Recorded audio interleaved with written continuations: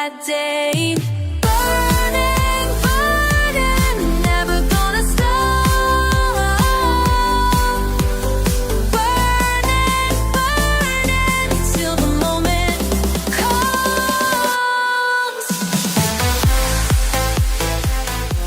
Yo, good to see you guys. Thank you all for coming. I'm glad you could make it for this late night show. I'm glad you can all make it. We are joined by Luca, and PJ's gone to get coffee now, and Derek's also gone to get coffee. But it's good to see you guys. Good to see everybody in the YouTube lands. Thank you all for joining. If you haven't noticed, this is part 3. What's up, Luca? This is part 3 of the series. If you missed part 1 and 2, I shall put the links in the description below. So tonight is specifically, I think this is where they start in the Q&A. Have you guys actually watched the Q&A yet? No. I'm not even sure where to find the video. Well, I've watched the Q&A because I did a little review on it, didn't I? So I've watched it. Yeah, I haven't watched it. So I've actually got 900 views on that so far. It's not very bad. good. I mean, because I only get usually about 200 at the most, but 900. It's only because it's Jeran and Whitsitt, but you know. Yeah, but it's still very good though. Yeah, of course. Yeah. I'm sitting at almost 3,000 views for the first. For the first one, the second one's creeping up to about 1.5 now. Oh, that's good. So it's good. It's getting there. But it's good to see the subscribers started going up again. So Definitely. Good to see all the new subscribers. Thank you for coming. Appreciate you all. And let's see what they actually ask questions and if they actually answer the questions. Let's put it that way. I would like to give each person 2 minutes to address the question. And if it's a question for both of you, then I'll allow each of you one rebuttal for 1 minute after you hear your interlocutor's answer to the question. You guys cool with that? Sounds good. Yeah, Jeran, you want to go full screen?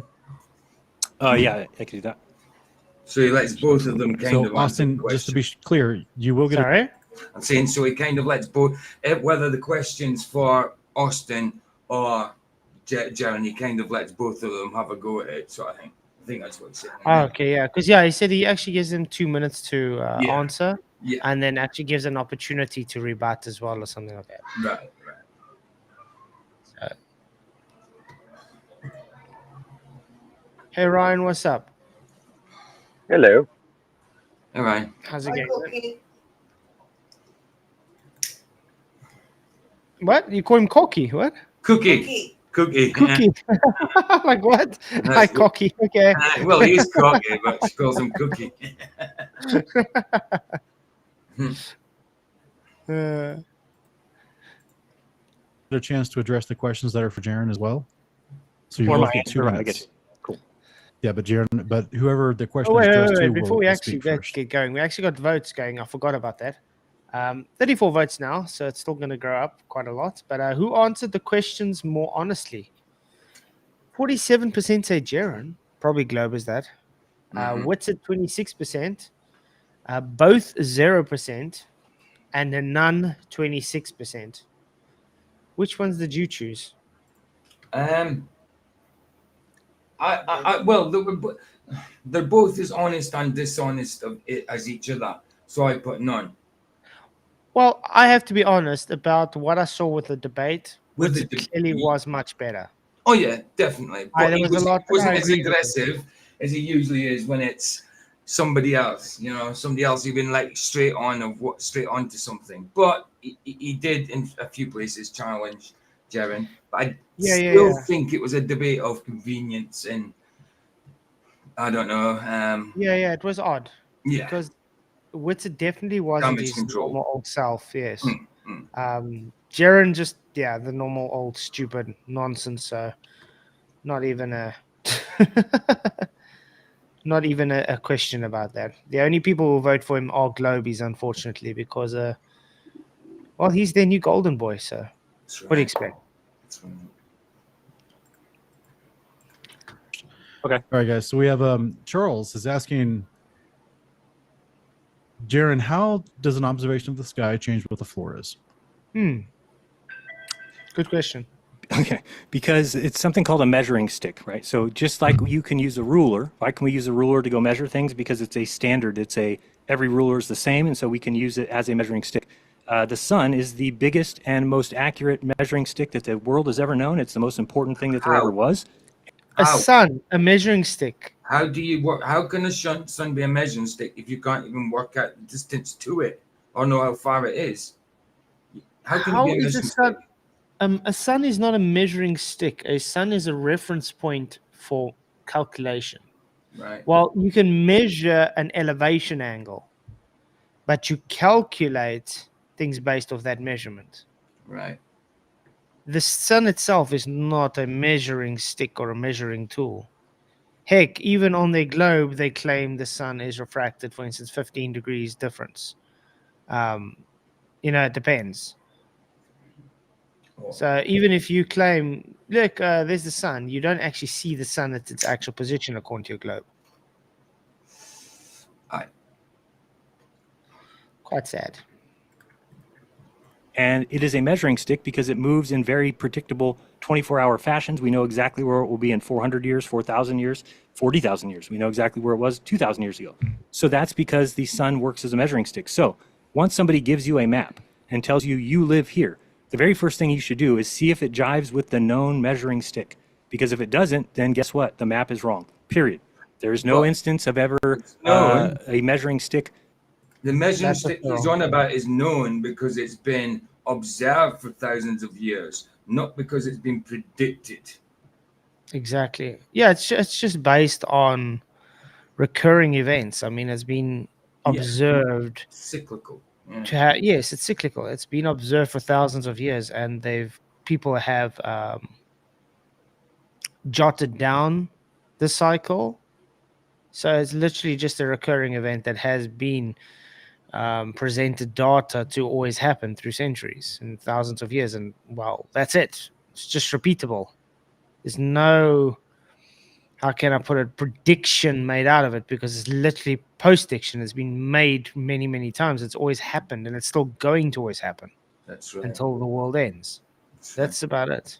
Oh, do you know, we were talking about the other day, Jeran's face, and we kind of worked out he's got the touch-up appearance thing on, smoother on. Well, remember, I was showing Sov how to do it the other day, wasn't I? So I went to my settings and put it up to take a screenshot to show him on Messenger. And I didn't realize I was streaming today. And at the end of the stream, I came up full screen on my own. And I was like, oh, my skin looks not bad today. I had the touch-up appearance on. I was like, what the heck? I could see it. I was like, it looks really good today. And I was like, yeah, I know why. So I did it on the whole stream. Didn't realize. Yeah.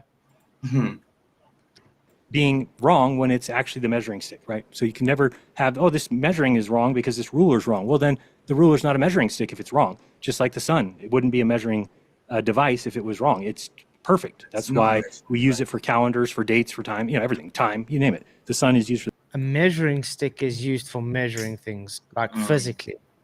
The sun is not used for measuring things physically. The sun is literally just, again, a reference to an elevation angle. That's it. Yeah. I hope really Austin actually takes him up on that. So if you can observe something that is not possible on the map somebody gives you, then you can immediately hand them the map back and say, you're wrong, I don't live here. Well, guess what? That's what the AE map has had happen. Now, I get Austin's point. He's saying he doesn't believe in an AE map. But then then you don't believe in anything, then the Earth doesn't have a shape or a look? Can you give me any idea what the world looks like? Because if you're going to tell me it's a flat Earth, then it has to be flat.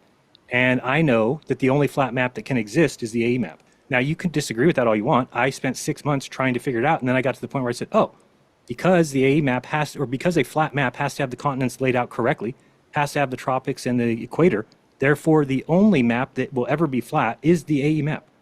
Now, you could say there's a... all maps are flat. All maps, Jared.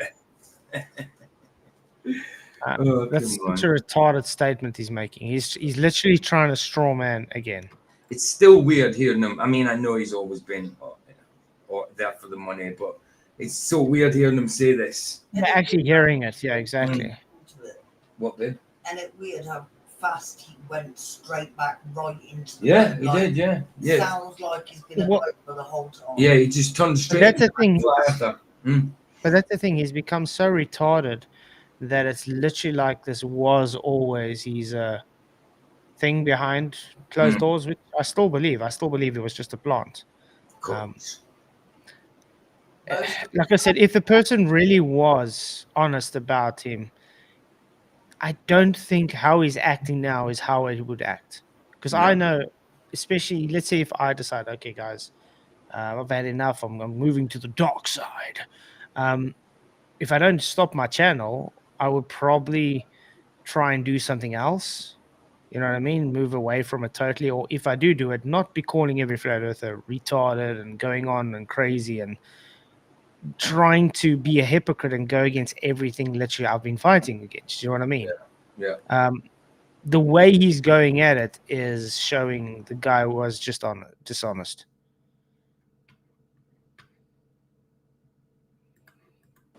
I think Austin said there's a bipolar model that completely destroys all observations. Again, if you have a bipolar model, the sun would be coming up the other side, so it would be rising in the west to people in Russia and Africa. Just it doesn't make any sense. It's never. That's why you've never heard it pushed, because this is why there's no other map pushed. Have you ever wondered why there's no other flat Earth map? Whoa! Who was the one pushing the Gleason's AE map the whole time? Well, The guy on screen there. Yeah, who's pushing them up? Exactly. I mean, his Jeranism thing used to be that kind of thing, but now it's got a red cross through it. And what have we been telling him all these years? Jeran, stop pushing the map. It's a reification model. People use it as strawmans, and that's exactly what has been happened all this time. They've been using it as strawman against Flat Earth. And now, the guy that's also been warned and told not to do this is the one using it as a strawman. And now he's playing victim and saying, oh, that's the only map you're the one that pushed it. Yeah. He was literally the guy pushing it, even though everybody told him don't push it. You know what I mean? So it's quite sad. The dishonesty from this guy is beyond me. Seems to have a short memory. Very short. I don't think I think it's selective memory, to be honest. Selective, yeah. Like all the people he's calling retards are how he made his money. Yeah, it's true. Yeah, remember he asked how much, the hundreds of dollars just to have lunch with you guys. Like, yeah. What does that tell you about the guy? Yeah. Yeah, Thank you, Jeran. That's Let me know when the 2 minutes are up. Just last time. Or give me All right. 10, 20 I try to seconds. give you a little bit of a grace period afterward so that we're not Thank too strict. Austin, you have 2 minutes. The question is, how does an observation of the sky change what the floor is? Yeah. So it's independent of physical measurements of the surface. It is. But my approach is that you don't just like turn your head to things. Like, right. So I'm all for like trying to understand it, right? Because again, actually seeing the occultation of that star, well, that's actually technically in the sky. Now differences. We're using a physical measurement of the surface there, right? So we have a linear baseline, a specific angle that creates a straight line from observer to mountain peak to star, and there's an occultation. It's physical.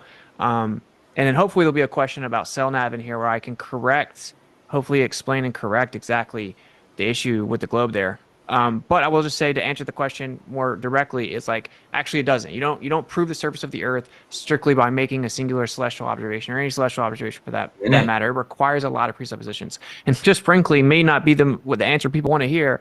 It is just affirming the consequent. To say the 24-hour sun in Antarctica proves the globe requires a logical fallacy. It like literally requires it, and then shifting the burden, appeal to incredulity, etc. So, Yes and no, Jeran. I just wish you would have actually rebutted what Jeran was bringing up, not just saying the same generic thing, though. Yeah. I mean, I think again, he's got a habit of doing that. If he's already got something on his mind that he wants to get out, I suppose he forgets about what he has to rebut. Maybe. But yeah, the thing is that I don't disagree. I don't disagree with what he just said. The point what I'm trying to make is he's not actually taking on what Jeran said and actually, calling him out for his verification. Mm, I think that's something he should have done. right. That's the issue with it. The reason that it doesn't prove what the ground is because it requires affirming the consequent and presupposing what you're seeing the sky from in the first place. Okay. All right. Thank you. So another question, it's a nice follow-up to what you guys were just discussing here. Anonymous is asking, is cartography real? Why does every map of a large area require distortion? Yeah. Is that for This him? is for both of you. This is for both of you. I know so why. Jeran, you can go first. Well, obviously because the Earth is a sphere, and so No, that's not obviously why. It's because the larger the area, the more inaccurate it is. Let me try and give you a kind of logical kind of argument to this. If you guys take a laser pointer, for instance, and you point it at a target that's, let's say, 10 feet in front of you, you're going to quite easily hit that red bullseye on that target. Yeah. Now move that same target a kilometer away. Oh, yeah. It's going to be much harder to hit that Of course. bullseye. Yeah. Now try and move that target to 20 kilometers away. That's practically going to be impossible to hit that target. Mm-hmm. This is what happens with cartography. So when they do their measurements, they do what we call local measurements.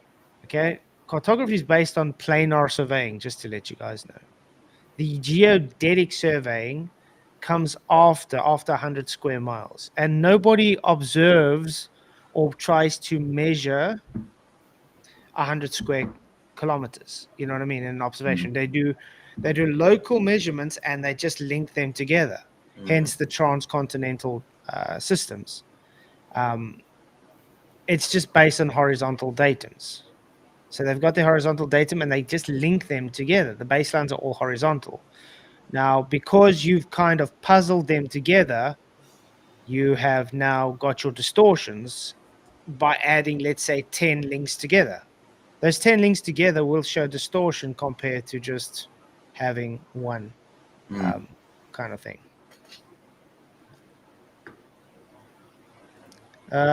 Shot, thanks for coming, Luca. Appreciate you coming in. You're welcome. Thanks. Cheers, man. Cheers. Bye, guys. Bye-bye. Bye-bye. So, yeah, you guys want to add anything to the cartography?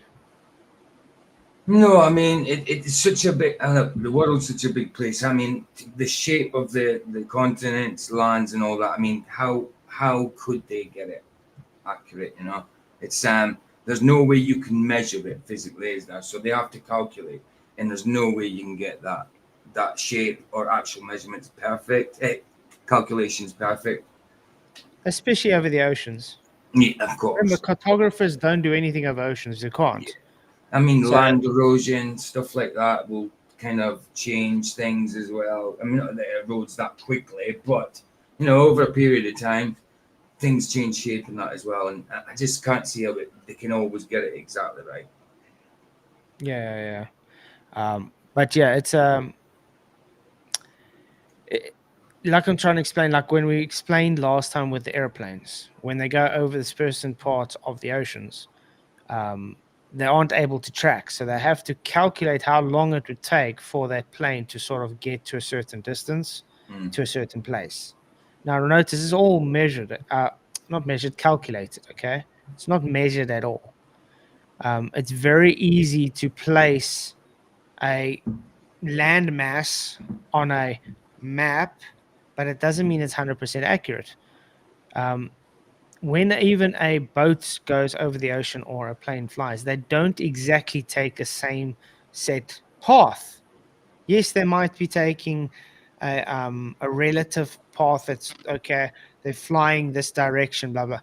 But you can never fly exactly the same. You can go off drift, off course. Of course. You can be picking up headwinds, everything, you know. So there's always anomalies to counteract. There's always variables. So they Yeah, don't that- take exactly the same distance. That Coriolis will mess them up. That's what it is. Isn't it?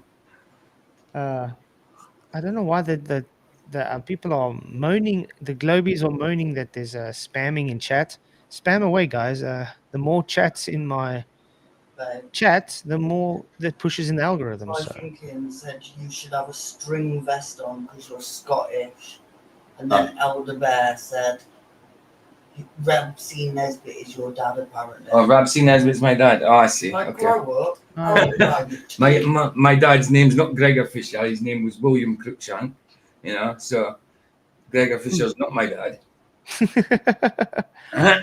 Gregor Fisher is actually he was born in England but raised in Scotland. So he's got so that's that quite cool. he's not actually Scottish by birth.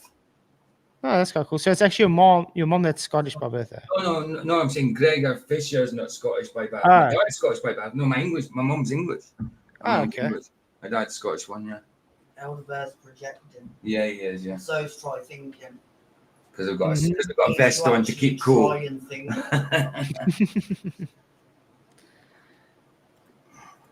No matter what map you ever make, will always have issues because a sphere has a certain amount of surface area and a flat piece of paper will always have more.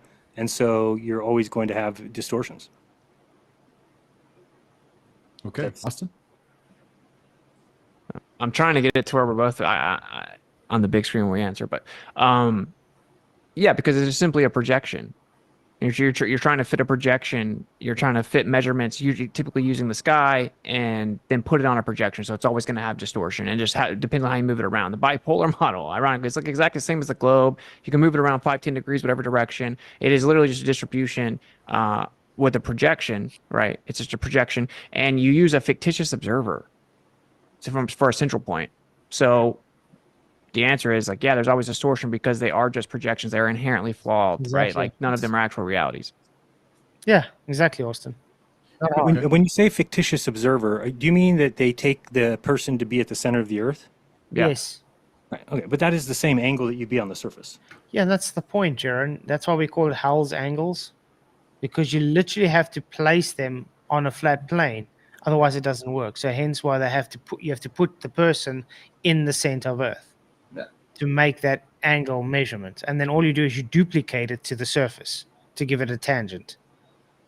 So, and that's the only way you can get it working. That's why we laugh when they say, "Oh, guys, it can only work on the globe." No, you literally have to create it on the flat Earth to make those angles. Yeah. I don't know if people really understand.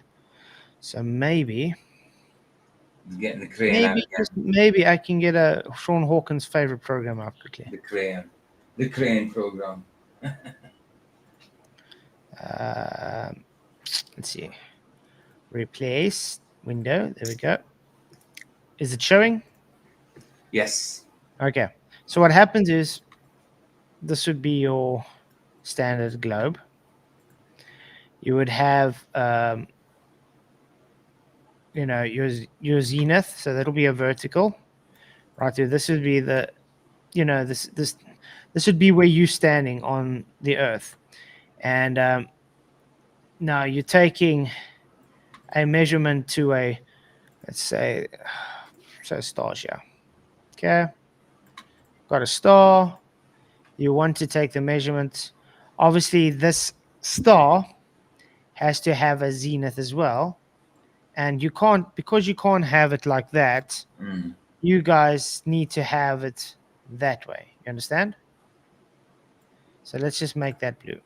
But because you are using your the trigonometry, you're going to require the stars to go like that because you need to double. So what they do is they make this measurement from the observer to the star that way. And they've got this angle measurement. So they've got an elevation angle. Let's say that's 45 degrees. You measured the stars at 45 degrees. The only reason you could do that was because you took from the center of the Earth and you just duplicated the angle. You understand? So this is literally duplicated. So that's why they end up having a linear function, because they just keep duplicating the angles like that. Right. That's it. Right. Right. So the zeniths keep duplicating, and that's why you can have the same angle measured here, you'll have on top. That's it. Cool. I did have the whole thing on a presentation, which I did present before, but I seem to have accidentally deleted all my presentations. No way. Yeah, so I don't What, have the my tight ones and everything. everything, the perspective, Wow, orthographic, wow. all that's gone, Wow. Tight ones which good, sucks. good. So, but I am planning on making new ones though. So Mhm. looking forward to that. Just haven't had time. Okay. It's the same angle.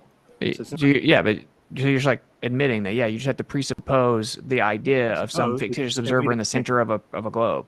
You don't have to. It could be on the surface. It'd be the same angle. You're just taking that and saying that See? it means something, but it doesn't mean anything because it's the same angle. Well, If if you have a line- actually utilize that method and then take the distances, then everything's 3,959 miles away from you in the sky. Right. No, I'm saying that if you're talking about the angle from the fictitious observer to the celestial sphere is the same regardless of if you're at the middle or on the surface. Because the line would go through that person on the surface, right? Well done, Jeran. So you just literally conceded then you don't do it on a globe. You require a flat horizontal baseline. Hence, you need to take it to the center of Earth so you can make this angle measurement. That's how you get your radius value in the first instance. How do you think Aristophanes got the radius value?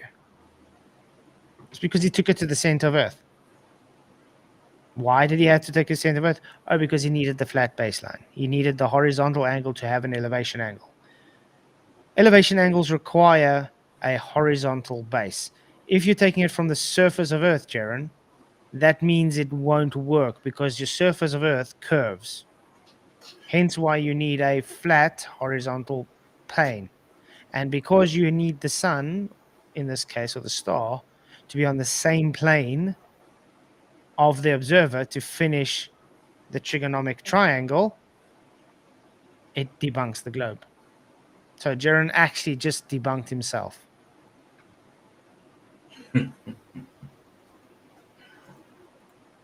Yeah, but you to know where you allegedly would be on the surface to get that angle, you have to actually have the sphere, thus the center of it, to go get that angle in the first place. You would say, yeah, if you do have the sphere, you assume the fictitious observer in the center, then you're on the surface, it's the same. Yeah, because the angle has to still come out from the center to actually claim that that's what the angle is in relation to. It requires a fictitious observer in the center. Look at this. Oh, Literally, you're required. isn't he the one that says you can't do anything with angles? Yeah, he says you can't do F4 with an angle. Yeah. Literally, if you don't have an angle, you can't do anything. Everything's made up of angles, actually, if you haven't realized that. Hmm. Heck, even the clothes I'm wearing is based on angles. Your coffee mug you got here is based on angles. So, yeah. Right. So I guess where I'm getting confused, I just want to go back to where when we keep talking about, you're saying it's an affirming the consequent. Where I get confused, isn't that just a wording thing? So if we say if the Earth is a sphere of 3959 in circumference, then the horizon can be no more than blah blah blah blah blah. When we just leave out refraction from that equation. No. The thing is, Jeran, and you've been told this many times, if you have a set radius of 3959, then based on geometry, your horizon may not be further than 1.22 times the square root of the observer's height in feet. Okay? So if you are a 6-foot person, your horizon can only be, 3 miles away. That's it. Now, that is what your geometry dictates. Now, if you want to claim refraction, you've literally thrown your geometry down the drain because your geometry is physical. If you're claiming it's now optical, it's no longer a physical curve, and therefore you can't claim it. Oh, guys, by the way, type 1 in chat if you think me and Jeran should have a debate. Type 2 in chat if you think me and Jeran should have a debate. Oof. So that's 1 and 2. Just joking, by the way. I don't think Jeran will. I was Actually, going to say, I don't know if he'd be able to stop slagging you off to be able to debate. You know what I mean? Well, Yeah, that's the thing. third option. Because I'm sorry to say, Whitsitt's kind of letting us down. Like I said, I got nothing against what he's saying. It's just how he's attacking it. He's not really doing his old self, trying to show he can. So yeah, guys, go and set it up with Jeran. I'll be more than happy to chat to debate Jeran and actually show how it's supposed to be done. Yeah, I think there'd be no competition in it. That's for sure. You know. No, Not it'll that just be that's for the fun of it. about it. Yeah, of course. Modus tollens cannot be fallacious, by the way, Bev. It's logical. It's literally logical.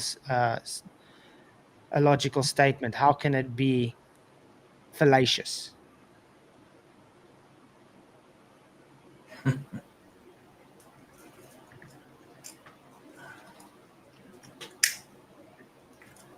But let's just leave the equation alone. So can't I word then? No, I don't debate Toon. I want nothing to do with that clown. And he's already been debunked on celestial navigation many times, Mr. Jingles. You've debated him a few times. What's the point? What debate? The guy can't debate. He has no way to debate that guy. He knows how to act like a Karen, though. He's good at that. Good at that. Mhm. My supposition the same way. So can I say if the Earth is flat and the sun goes around in a circle, in a clockwise circle, then there can be no 24-hour sun in Antarctica. There is a 24-hour sun in Antarctica, so the Earth is not flat. That's a false dichotomy, and it's affirming the consequent again. He's just doing it. Just He's doing it. literally stinging Duffy, exactly. I don't understand how he doesn't understand that this is literally a fallacious argument that's based on a false premise. And note, he's also claiming this based on, again, a strawman AE map. That's it. He's strawmanning the AE map. It's the same kind of thing I had with Duffy when he was like, oh, show me on the AE map where the South Pole is. Yeah. I was like, okay, show me where on your Mercator map the South Pole is. It's the same thing. That map wasn't created for that. There's 7 of them. Which one do you want?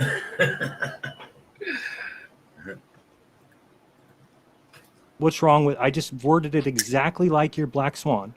Why is that not okay? I didn't even hear exactly how you said it. Okay, so And no. That's not exactly worded like the Black Swan.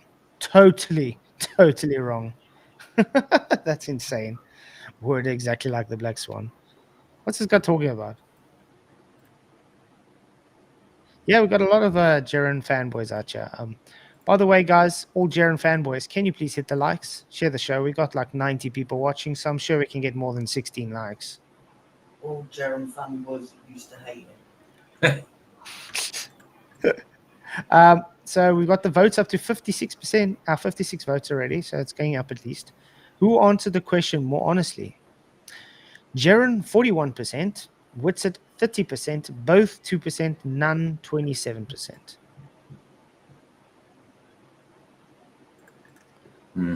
Black Swan is if the Earth is a sphere of 3959 miles. So that's the presupposition. You have to make that assumption. Okay, if That's your globe claim. Your globe is claiming a radius of 3959. Right. Okay. So the Black Swan is saying, okay, let's take this on a logical statement of modus tollens based on your claim of a radius of 3959. That's it. if the Earth's a sphere and if it's 3959, then the horizon can only be this distance based on this math. No. The horizon can only be this distance based on the geometry, and the geometry comes up to 1.22 times the square root of the observer's height in feet. You're supposed to know this by now, Jeran. We've literally explained this to you many times. How can he not even know the math for this? It's kind of been drilled into him. So I find that really ironic that Jeran Especially with these still doesn't even. observations and stuff. Yeah, the observations he's done in that now. You'd think. How can he have been in this arena for so long? The Black Swan has been around for so many years, and he still doesn't even know the modus tollens. Really bad. Really. You go out and observe and it's actually not that, therefore we've now falsified the globe. Okay, so if we change that to now, if the Earth is flat and it has a sun that goes around in 24 hours in a clockwise motion. No, that's again a fallacious argument. It's a straw man. That's literally not what's claimed. Remember, on the modus tollens based on the black swan, it's based on a claim of a set geometry. When it comes to what you're trying to use, a straw man of the sun circling on what's probably a EMAP, that's not a modus tollens. That's just a straw man. It's literally a false equivalence fallacy. Hi, Brenda. How's it going? Just to let you know, we're not debating tonight. We're reviewing a debate. Can you hear me? Yes, we can. How's it going? Just fine. You don't really understand what a modus tollens is, do you? I just said we're not here to debate. We literally here to review a debate. How can you review Jeran's argument if you don't understand it? Bye, Jeran. Bye, Brenda. Yeah, Okay. I know. What's the point? Yeah. Anyway, Brenda literally doesn't know what anything is. Brenda thinks shoe is a phenomenon. Brenda thinks there's such things as 11 horizons. Brenda also thinks a donut is space-time. So Brenda, who literally doesn't understand that Brenda's a man, definitely can't tell me that I don't understand modus tollens. Let's go on. Then the south cannot have a sun that circles the opposite direction. And if it does, we go out and observe. Guess what? We went and saw that it does do that. Therefore, the flat Earth has been falsified. What's different about my claim than the flat Earth? Because for one, you're just like claiming there's like no apparent sun, and then straw manning putting the argument or putting You're the claim doing the same on thing it. with refraction. No, No, no. nothing here says nothing. The Here globe says model refraction. is just claimed. There's just a definitive geometric claim. There's a physical geometric horizon. Mm-hmm. Exactly. So, Two like- different What do you think? things. So what's not claimed in a flat Earth? Do we claim that the sun goes around? Yes. No, what it's claimed is we observe the sun move around in the sky. That's it. You guys claim it's not the sun. You guys claim it's the Earth. There's a difference. So in other words, you first have to establish the Earth is the thing moving, not the sun, to make the argument. Because the argument is not the sun is moving left or right. The argument is the sun is moving or the Earth is moving. Yeah. So you have to go then and show how the Earth is moving, not the sun. Not say, oh, look, guys, I think the sun is moving left to right because I don't understand directions. Therefore, it's a globe. No, that's literally a fallacious argument. The guy literally brings up red herring and expects it to be a logical argument.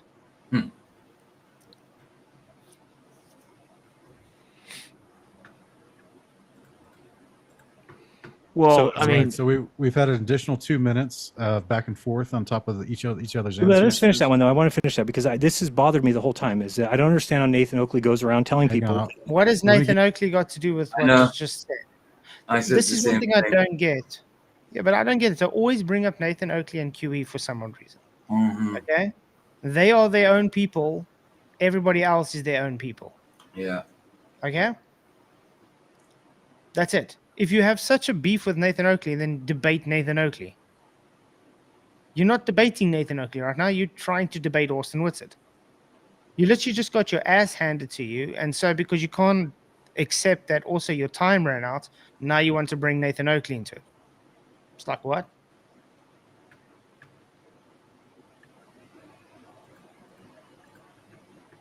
Give you guys 3 minutes, and I'm going to pause the timer. Okay. Thank you. So I just want to know why it's not the same. So in that sentence, if the Earth is a sphere, 3959, then the horizon can be no further. Okay, great. But what they're not mentioning there is that there's refraction that causes things to be higher up. The modus tollens is based on your geometry. Your geometry simply states your radius value of 9359 requires the horizon to not be further or closer than 1.22 times the square root of the observer's height in feet. This is based on your geometry. It's a physical shape, a physical sphere. So if P Refraction then has Q. nothing to do with the physicality of your sphere, unless you are claiming your sphere is not physical and refraction causes it to physically grow or physically get smaller. Yeah. Is this so hard to understand? And this is why I call these guys retards.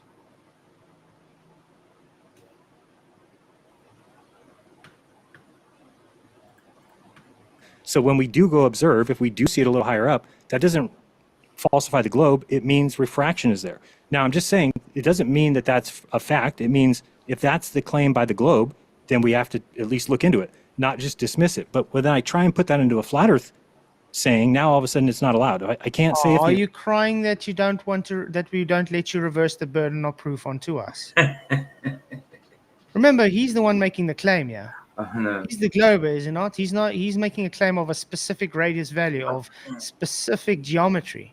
Yeah. Why does Flat Earth have to worry about anything else? Because you guys made the claim. We're just saying, listen, yeah, based on your idiotic assertion and claim, you've given an affirmative case. Let's show you how that affirmative case is false. That's how arguments work. So modus tollens, he's saying if P then Q. Exactly. That's what he's saying. If P, then Q. If not Q, then not P. It's as simple as that. That's modus tollens. That's a logical argument. Yeah. Hence why Bev will never get these things. the Earth is flat, then and has a sun circling 24 hours in a clockwise formation, those two things are part of the flat Earth model. No. The sun always rises in the east and sets in the west. Full stop, Jeran. That is what is observed. You're trying to strawman again on an AE map. The map you always pushed for 10 years doesn't mean anybody else has to pretend to follow that reification fallacy that you pushed. Literally a hypocrite. Right.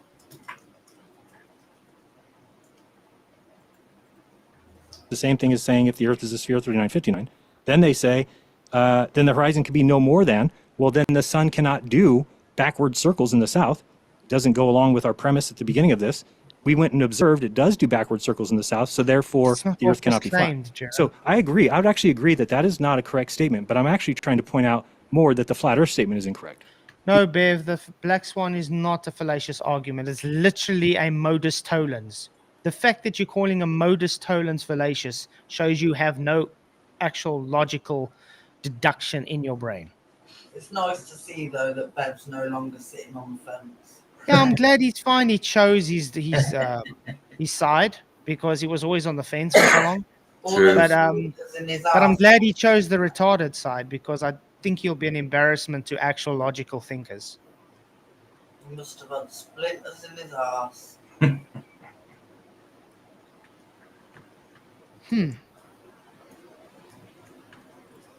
You can't just, because they didn't even take refraction into account. I don't understand how you go around telling other people that they are using and affirming the consequent when that's what the flat Earth is doing. They're saying, oh, well, we don't see curvature, therefore the Earth's flat. Hey, we don't see water bend, therefore the Earth's flat. That's not affirming the consequent. That's just literal a true statement. That's it. There's no affirming the consequent. You know what affirming the consequent is? Begging the question, affirming the consequent. I believe the Earth is curved because I see boats go over the horizon based on my belief. Therefore, the Earth is curved. Do you understand? You actually had to put a step into play to affirm the consequent. Right. We don't have to put any step into play. We just say horizon straight. Great. That's the statement. There's nothing further than that. All we have to do is when you claim that there is something happening like curve, and we say, but okay, let's test this curve claim out. We don't see it. Therefore, it's false. That is just a deduction of logical, empirical evidence that we observe no curve. There is no begging the question. There's no affirming the consequent, because to affirm the consequent, you first have to beg the question. And you can't beg the question to say, look, it's not curved. It's just an observation. It's again, guys. I think I'm actually in the mood to debate retard Jeran. So yeah, try and set it up with him. Let's see how this goes. Who are the ones doing that? No, that's so I don't understand where there's this. Globe Earth is doing that, but the flat Earth, we just say that the Earth's not a globe, and no, you're going around making claims, and those claims are, not holding up when you actually like water doesn't bend. What? Water does bend. It's probably the most bendable substance that there is. No, water doesn't bend, as you could say, when it seeks level. So when water seeks level, in other words, it's at rest. When water seeks level at rest, it is flat and level. Have you ever tried picking up a bar of water and bending it over your knee flat? No, it just runs off. I mean, if you think about the idiotic belief of the globe, they literally have to believe that water flows uphill. Yeah. Because if you are on a ball, every horizon towards you, away from your feet, is tangent down. Yeah. So in other words, if I stand on one side of the ball and you stand on the other side of the ball, to one of us, that downwards running river is going upwards to the other person, because the one is higher than the other. That's right. Thank you, Mr. Jingles, for your £2. Really appreciate it. It says, will PJ put a knotted handkerchief on his head? Why? Will I? Why would I do that?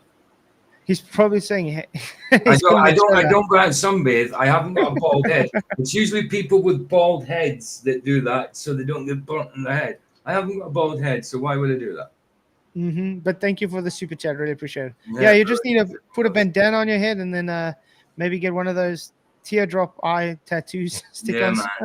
I didn't realise we'd gone back to primary school. I know. Get a golden tooth. Because I'm wearing a short sleeve t-shirt. You know what I mean? It's getting hot, guys. It's cold because it's warm. I don't usually wear short sleeve t-shirts all the time. But blooming hell, how dare I wear something that looks like a vest? Wow. Blooming hell. I've even got a pocket here. It's not a vest. Look, pocket. I think you should go visit Sean Hawkins and borrow his kilt. Yeah, why not? Why not? I know. Go. Based on appearance, everything based on appearance for them, isn't it? It's crazy, eh? While they hide behind their crusty little socks. Yeah. I mean, appearance doesn't make a person who they are. That's very shallow. Pour it on your body. Bend around you. Okay, go ahead. Austin, what's your response here? Okay, yeah, this is an argument from ignorance. So it's like X is true because you cannot prove that X is false. Right? The assumption of a conclusion, like because of the lack of evidence to the contrary, right? And that's an argument from ignorance. But it's very specific. For one, I want to say this. You're saying like you didn't even account for refraction. You keep saying that. Like, okay, no, just because someone said a word because they needed to say that something is not where it's supposed to be doesn't mean that it's real. What type of refraction? Terrestrial refraction? How does that work? All of a sudden, when they change what refraction is and apply it to something that isn't even analogous, and take the actual physical horizon and say something's looming whenever the horizon's looming. Yeah, that's the thing. They use Fermat's principle to claim, we don't need a physical barrier because we use a principle that it's just conceptual anyway. To claim that it's the same as refraction. Terrestrial refraction literally has the radius value cooked into it. It's baked into its foundations. So you can't do terrestrial refraction if there's no radius value into it. Yeah. I mean, totally off of what he's talking about here, but I wonder what Jeran thinks about gas pressure and containment now. I mean... Gravity, man. He believes in gravity all of a sudden, remember? Oh, okay. Remember, everything he's literally fought about, against 10 years and told people how stupid they are for believing it. Yeah. Like I said, I'm planning on making a video where old Jeran debates new Jeran. So you hang on with that. That'd be a good one. And I still want to do it with Ranty as well. Nah, that'd be even better. His stuff is still up on Brandon's channel, so there's a lot of that it's still there. Yeah. when looming is a relation to the horizon, right? They just said the word refraction because the horizon wasn't where it's supposed to be. So when we say, yo, here's a physical geometric limitation based on the assumption that the Earth's a globe, the evidence doesn't match that. That's like a very rigid, specific geometric physical claim that comes from the globe. We tested it. It's false. It's falsified. And just saying the word refraction doesn't work, right? Just saying the word falsified when you haven't taken into the account that what their explanation is. That's the point. We did take it into account, and we actually have to ask. Literally, Jeran, literally, he just said we actually falsified it. To falsify something, you literally have to take things into account. You literally have to test it. You sound all strange, Flats. You sound very echoey, like you're underwater a bit as well. Sorry, I see my sound change. Is that better? That's it. That changed my settings again for some reason. Wow. Yeah, I'm trying to mute all the time because the people are busy drinking coffee behind me and talking. But yeah, like I was trying to say is I have no idea what I was saying. What the? Oh yeah, to falsify something, you literally have to take things into account, which he says you didn't take into account. It was experimented.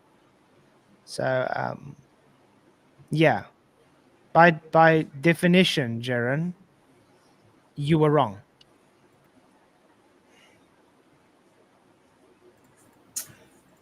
Ask them to even specify it. And when you actually get into the quote unquote expert that they cite, he actually uses planar geometry, and then he doesn't actually apply Snell's law. It's a singular medium differential. And then people on the internet totally exclude that part, and they just act like, oh, we know this works because it's refraction, and they claim it's looming when looming is in relation to the actual horizon.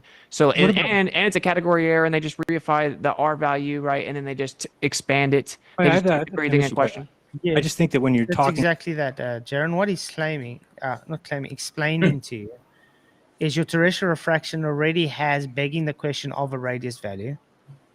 It then accepts a radius value that's just pre-assumed, and then sees an optical effect and say, oh, you see, this optical effect seems to just be doing what we wanted to do when we wanted to do. So therefore affirming the consequent, claiming, well, it's making our curve disappear.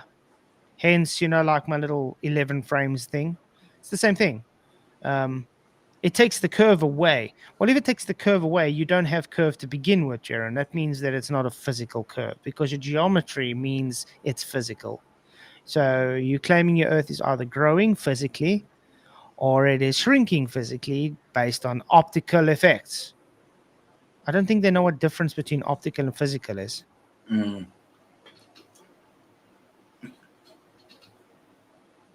About that particular issue, it's funny that Bo says he went out there and that was one observation of 6 months. So what Flat Earth seems to have done is gone out and waited until there was enough refraction that the back water was way up higher and it looks like the horizon is super far away. And so then we took that observation and said we refuted the globe, which is insane because you just got done saying that we don't take one observation and we don't say from that we destroyed something. We don't take the one observation of the sun. Did he just argue for a flat Earth? I'm going to rewind this quickly. It sounded like he was arguing for a flat Earth and then fighting himself. It sure sounded that way. It does. Yeah. I mean, Jeran even picked up these kind of. Let me just quickly rewind it a bit and see, because it did sound like he was fighting against himself there. Let's see. And waited until there was enough refraction that the back water was way up higher and it looks like the horizon is super far away. And so then we took that observation and said we refuted the globe, which is insane because you just got done saying that we don't take one observation and we don't say from that we destroyed something. We don't take the one observation of the sun and say that we proved the globe. He literally debunked himself. Yeah, so you took multiple observations to debunk the globe, the one you're busy fighting for now, Jeran. And then he realized he did that. Did you see that? And while he was busy saying the sentence, he just said, no, let me talk about the sun. Yeah. You literally guys are talking about water being flat right now and refraction, and now you're moving to the sun. But yeah, that's what I'm saying. He's saying you just don't take one evidence and then that's it. What's he done with the TFE thing? I mean, it's not even an evidence. That's exactly, it's hypocritical. That's exactly a good point, PJ. Because he claims now, well, I claim I've seen the sun for 24 hours. so therefore it can't be a globe. Which you just literally said you should do multiple things Right. to be able to verify it. Right. So how did you verify it if you just did it once and you're making a claim, which we still haven't seen evidence for, by the way, Yeah, of course. which is really sad. globe. But you will take the one observation of the 1 out of 180 days of a higher horizon and then say that that falsifies the globe. This is super important that you're not understanding the difference here. The globe model makes a very specific claim that, if the Earth, this is what the black swan is, if the Earth is a sphere with a radius of 3,959 miles, then the horizon is a physical geometric edge, physical obstruction, physical geometric horizon is at 1.225 times the square root of the observer site in feet. That is the globe's claim. They made a positive, definitive. Mathematical. See, even Whitsitt knows the math. What's wrong with you, Jeran? Why don't you know the math, man? Should have known this by now. I'm happy to see Whitsitt's actually starting to get a bit more, what can I say, chutzpah right now. Animated. You know what I mean? Yeah, he's got a bit more spunk. Yeah. So that's a good thing to see. That's a bit more of the old Jeran. A bit more of the old Whitsitt we miss. Specific claim. It's a very specific, it's a mathematical claim about a very real physical thing. It's a physical location. Don't ever work that way. This is the point. The globe makes that very specific claim. You're over here, then you say, well, flat Earth can't be true because if we assume that the sun's in an actual position and then I tell you what the map should be, then the sun shouldn't do this. That's not the same thing at all. Yeah, that's literally begging the question, affirming the consequent. That's exactly what he's saying. It's a fallacious reasoning. It's literally based on fallacious reasoning. The votes have gone up. 69 votes. Who answered the questions more honestly? Jeran, 39%, it's gone down. Whitsitt, 32%, it's gone up. Both 3% and none 26%. Ooh. And by the way, guys, please hit the likes. I'm sure we can get them going up because we have 81 people watching at the moment and only 23 likes. What's going on? Stingy, man. Stingy. Yes. Stingy. Can't bring themselves to hit the likes, but yet they're here every night watching. Yeah. There's a geometric refutation on the table because of a positive claim. It's physical, and refraction doesn't work for the black swan, by the way. But you're saying the word. I explained why, because you actually have to assume the R value. Yeah, he explained why like 3 times. What's wrong with you? You first need to assume there's a radius value. There you go. You've already begged the question. You first beg the question that there is a sphere to have a radius. Then you beg the question that there is a set radius value for that sphere. Then you look out, ignore the fact that your geometry requires that set radius value to be a set distance, and then claim, see, therefore globe. Yeah. Didn't you used to understand this? That's the thing. That's the sad thing. I don't think Jeran really ever understood really anything. Maybe Jeran was actually the man more or less on, I don't trust NASA. Well, yeah, he was a lot. You know what I mean? He was more that, making fun of NASA kind of thing. Yeah. But when it came to science or when it came to, logical arguments like the black swan stuff, he just never could get in his head for some reason. And I know why. It's because he was always a glober. I think he knows it's flat, though. I think he knows that. It's sad. Remember, guys, if you want me to debate Jeran, smash that like and let him know. And then it's a category error. You just extend it out infinitely because they say that it's looming. Looming is an effect in relation to the horizon. No, but you're just using words, though. Well, is refraction real? Using words. With you. I just want to ask a question. If you speak, are you using words to speak? Well, I would hope so. You're just using words. Yeah, the reason you're saying he's just using words is because he's literally handing your ass to you, Jeran.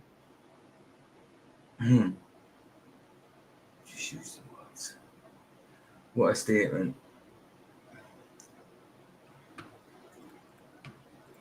You just hit me with the I'm just using words, bro. Well, you just use words, a Yeah. bunch of words that don't Is make word it. salad? Was that word salad? I didn't want to say word salad. I didn't bring the little Hidden Valley Come Ranch on, man. with your face on. No, I mean, All right, guys. All right, we've spent a lot of time on this one. hey, go ahead. Go We ahead. got quite a few questions here. The audience are thoroughly enjoying this. The questions are really rolling in here. This one is for Austin. Austin, what is NavCell and how does it apply? Go ahead. Wow. So like dyslexic question. Cell nav. Cell nav. NAVCEL, NavCell. In other words, he's asking what's celestial navigation. I just want to point out that Austin did ask earlier, and hoping someone asked about celestial navigation. So let's hope he's actually going to say this argument correct. Okay, well, I'm saying like cell nav, like celestial navigation, right? Duh. So this is like a super important part, right? When we're talking about how I was explaining how that they always say 1 degree per 69 miles, they act like it's proof the Earth's a globe. We can go out there, we know how to navigate perfectly because we can just assume we know the Earth's a globe, so it's curving at a certain rate. So as I go across the surface, I'm tipping at a specific angle at a certain rate. So the stars are going to change based on that angle. 1 mile or 1 degree per 69 miles. That actually isn't true. It doesn't work like that. It regularly needs corrections, and they tell you can't even utilize the angles like all the way up to like roughly like 15 degrees, and then around even the 90 degrees. What? There should be no refraction looking straight up, right? But if there's actually curved visual space, we expect that. So then how do they correct it, right? So so if you say like, do they just use like an apparent raw angle or the celestial refraction corrected angle? And Yeah, there's a reason why the Celestial Navigation Almanac gets updated. Every year they update the almanac. There's a reason for that, guys. I wonder if Globies ever think of that. Why does the almanac have to keep on getting updated? I know it's because the star isn't physically going underneath the horizon. The globe is not physically rotating to give that star to go under the horizon. That's why. Because it's an optical position. The only time it has a physical position is what's called the GP, the geographical position. The geographical position has to lie on the same plane of circle of equal altitude based on the observer's measurement. So when the observer sees a star, for instance, let's say 30 degrees in the sky, that is used by trigonometry, and you get a distance based on its elevation angle measurement. So yeah, it's based on a flat Earth, guys.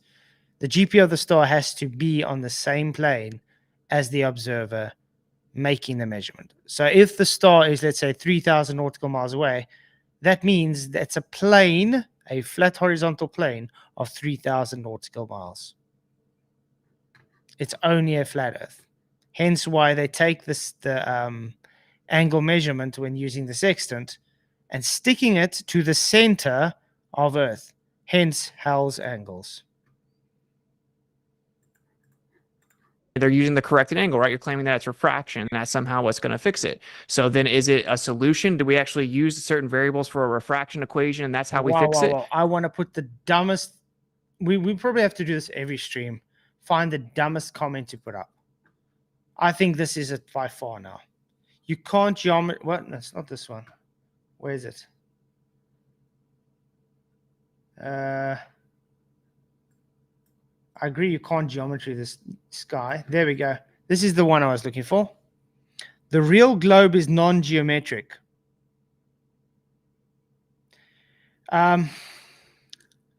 If I could say just how dumb that question is, I would literally be burning brain cells to try to figure out how to make it sound less dumb.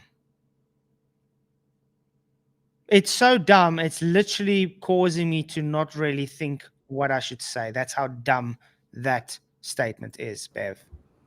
A globe, aka a spheroid, is literally geometric. So if you're claiming your globe is not geometric, you don't have a globe. What's up, Roger? How's it going? Not too bad, sir. How about yourself? Very, very good. Thanks, man. Welcome, Roger. Yeah. Hello, Derek. Hey, PJ. So, what are your thoughts so far on the retardedness of Jeran? Oh, I can't even comment on it. It's beyond me. But you know why he's doing this. He wants to be accepted. He wants all the goods to go with it, too. Mm-hmm. Quite crazy. It'll come back to him, dude. You know it. There is an afterlife. No, they actually Mm-hmm. use like empirically derived solution, meaning like the answer is empirically derived. They actually use different formulas for every like angle band, right? Like every segment of the angles. So the input is just height and or angles. There's no temperature, there's no pressure at all in those corrections. So it proves it has nothing to do with refraction. It's actually an empirical physical correction, right? Normal refraction has temperature and pressure. Celestial refraction does not. So that's a big problem, right? I mean, how does that work? And the way the answer is the way that it works. It's just because it needs to work. It just has to work. So that's what's so frustrating about it is that is brought up as if direct evidence for the globe. That's like it's terrible for the globe. Doesn't work at all. They claim refraction, but don't actually use refraction equations or variables. They don't even use like temperature and pressure. They don't even. No, my stream's still up and running, Brad, but it's good to see you.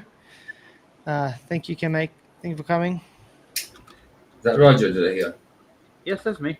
Yeah, Roger. How you doing, man? Ah, beautiful. What's the movie for tonight, sir? Butterfly Effect. We've got the Chosen episode, 2 episodes of Chosen, then the Butterfly Effect. Me snoring. And I've got to do Butterfly Effect 2 and 3 throughout the weekend as well. I don't think I'll do both like 2 and 3 tomorrow. I'll do 2 with something else, then 3 on Sunday with something else. You know what I mean? Well, we're gonna be all butterflied out, aren't we? Yeah, we've got to be all butterflied out, man. I had to change my top because I spilled coffee down my white top. So I didn't want them to talk about it, so find something else to talk about. Oh, he's got coffee stain on his white top. I just wanna say something to the trolls in chat. If you got a problem with the ads, you could just super chat and we don't need ads. How's that? There you go. And you can do what I do. I bought premium a long time ago, and Yeah, buy premium, guys. Then you don't need to worry about ads. How's that? Yeah, and I agree with Austin here. When it comes to those measurements, they're all done on a horizontal, point blank in their angles. There's no measure of curvature. There's no way to actually measure a curve on a plane using trigonometry, for that matter. Yep. And Bev's saying what again? What did he just say? The true globe is not geometric. He says the real Earth is not geometric. The real globe Earth. Literally, the globe is based on geometry. So there's no debating to have on it, because literally you can go on the internet now and say geometry of globe and it gives it up to you. I agree with Wesley. They're grifting. Yeah. He's saying grifting. No, they're saying I'm grifting because I'm saying they're moaning about ads. You are? We're grifting? Oh, geez. Well, it's a shame. Poor me for sitting here trying to actually get somewhere in life, while you guys can literally just give a super chat if you really want to. Then you don't need to worry about ads. How's that? There you go. So if you give a super chat, the ads will go away. Is that what happens? Yeah. Oh, shit. I don't have ads here. If you don't want to watch this show, you hop on the panel and you have no ads at all. The link's at the top. Quit bitching. Use an ad blocker even. There are ad blockers. Yeah, I got one of those. Claiming like actual refraction, right? They're using empirically derived angle measurement corrections, and they're using. No, I'm not grifting. I'm literally just using the platform for what it's meant to be for. Yeah, simple. sharing content. Yeah. Let's put it this way: is someone stupid if someone, let's say you need a car, and someone decides, hey, I want to bless you with a car. Is it stupid to say, no, I don't want to accept your car just because you're giving it to me?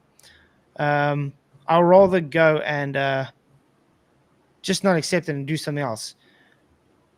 Do you think that's a clever thing? Or should you just accept it because it was gifted to you?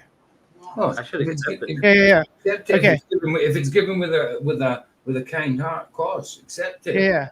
No, No let's do string- another scenario. What happens if you go and give a service to someone? Like, let's say you mow someone's lawn for pay, and then they I've done that. moan that they have to pay you for giving the service that you're doing. Who's in the wrong there? The one moaning or the one that literally is doing the service? Exactly. That's just business. That's what that So I is. want to ask you guys something. Am I doing a service here? Of course. Yeah. You I'm are, yeah. presenting entertainment for these trolls, am I not? Mm-hmm. Yeah. What would they be doing otherwise? Yeah. I mean, they're here. I'm whining about it. So there you go. Why would you watch someone you don't like every night? I mean, I get PayPals here and there, but I mean, nobody can call me a grifter. You know what I mean? At all. no, but that's what I'm saying. I'm literally doing this because of the trolls. I'm making a point. It actually costs me to go streaming. It costs me. We're paying for StreamYard and that. Yeah, exactly. Me too. It costs me money exactly. to do this, guys. I have to pay for Exactly. internet. I have to pay for electricity. I have to pay for restream. Come on. This Exactly. isn't free, guys. Cost me money. The Ironworks doesn't want to watch commercials. He sent a super chat. Yeah. Thank you, Ironworks, for your super chat. He says these trolls have nothing better to do. Trolls bring nothing but empty stomach and complaints on the table. Exactly. By the way, guys, subscribe to Ironworks. Awesome channel. Really appreciate it, man. You rock, Iron. He's right. That They is just open their stomachs and they open their mouths and let their belly rumble. You know what I mean, that's it. The reason I'm making this analogy to all the trolls is because you guys literally claim the only reason I'm here is to make fun of you and because you're entertainment. Great. So you can pay for this entertainment. Since you want to harass, well, I'm going to use that to my advantage and let you pay one way or another. How's that? It's like trying to go to a circus and not end up paying admission fee to go to watch the circus. So you want to claim I'm a clown, want to claim I am just entertainment, but you don't want to pay for the entertainment. Well, clowns got to eat too, right? You know, So I thank actually you, Mr. Jinx. And it's not. Oh, sorry. Do his super chat first. Thank you, Mr. Jingles, for your £2. I'm not sending you a super chat. Thank you for the super chat, Mr. Jingles. Appreciate it. And at You're least rock, man. you're not doing the likes what Ranty did back there. Look, I'm not getting anything, guys. I'm not working. He's not paying. I'm putting out the content. He's not giving me money. Look, I'm going. I can't. You're not doing that. You know what I mean? You're not giving ultimatums or anything like that. You're giving a service. It's not even like you're asking. It's like it's just put a super chat and you won't get an ad. Simple. You're not asking for anything. No. By the way, you know how much money I make just on ads anyways? Like, what, 25 Rand a stream? Oh, brilliant. Come on. You were That's a getting bread. rich, right? Literally a loaf of bread, guys. Nice. I don't know. It's like quite crazy. You only get 1/3 of those super chats, right? Maybe at the most. 45% YouTube takes. No, that's not even 1/3, man. That's YouTube takes 45% of everything. Same as Rumble. Rumble's the That's same. peanuts, dude. Yeah. Yeah. And to the trolls, real fast, if I may, it's like they can at least admit that to themselves that they like not liking it. So leave it. Yeah. That's the thing. I mean, we've got a lot of trolls in, and we can clearly see the trolls are not liking the stream. So, Well, I got two things I wanted to say right quick about the trolls and the money and stuff. I literally had to buy a Norton 360 security system for my computer because of trolls hijacking my shit. I just paid for it. I got a lockdown browser. I had to pay $31 a month to do this just because somebody hijacked my accounts. Yeah. BJ can say Yeah, I this. can verify that. I had Roger in WhatsApp for a week. I was sending them links to come to my streams and that, StreamYard links and everything. And then one night I was giving Roger some money back through PayPal, and then someone was asking me on what Roger was asking me in WhatsApp. Oh, I was asking you to lend $50 as well. So I said to Roger in Messenger, not in WhatsApp, I says, "What, you want to lend $50 as well?" And he's like, "Nah, I'm okay." And so I says, "What, you're telling me in Messenger you want $50? He's like, "Nah, I'm not even on Messenger." WhatsApp. So yeah, and I looked at it. It's Roger's number. They've under it. They put hot sexy. It's Roger's number as well. So they hijacked his number and opened up a WhatsApp account. And they got my pictures offline too, and they sent me pictures of Roger with a $50 note in his mouth and everything. Yeah, yeah, this messed up, dude. All Yeah, right. so yeah, I worked all morning. If any of you trolls want to know that, I actually earned my living today. So I just want to point out Debatable D is asking me about my IP address. I just want to let you know, Fluff Wiki doesn't have my IP address. That one they claiming is mine is wrong. Good. there you go. Can't get it off. So, Put that up. so in other words, all it does is it shows that the information they put on there is total bogus. Of course. Well, I'm gonna tell Bev I don't have any security issues anymore. It's like, like I got that locked down now, dude, completely. Of course it's bogus. It says I drink urine, but it doesn't say what brand. You know what I mean? So it's bogus. Wow. Yeah. Yeah. Okay. It's 3 ships, man. You're drinking 3 ships. Yeah. Carry on. In planar geometry to do that. So, celestial navigation is not good for the globe at all. All right, thank you, Austin. Jeran, did you want to address this one? Yeah, I just he keeps saying that the 69 miles per degree doesn't work, but if that's the case, then we wouldn't have your latitude lines, which are all over the Earth. Wherever you live right now, you have a latitude. The reason you have that latitude is it's the angle from where you're at to the pole star. Yeah. Which requires a flat Earth. You literally didn't listen to a word that Jeran Whitsitt just said. Man, this is getting I keep on saying Jeran Whitsitt because they both.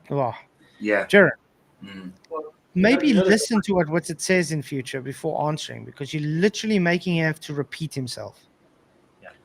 You know what Jeran's using? He's using that Mercator and the equator from the 69 miles per nautical miles. That's what he's going by the Mercator as an absolute. That's why they quote that 69 mile crap. Nautical miles, sorry.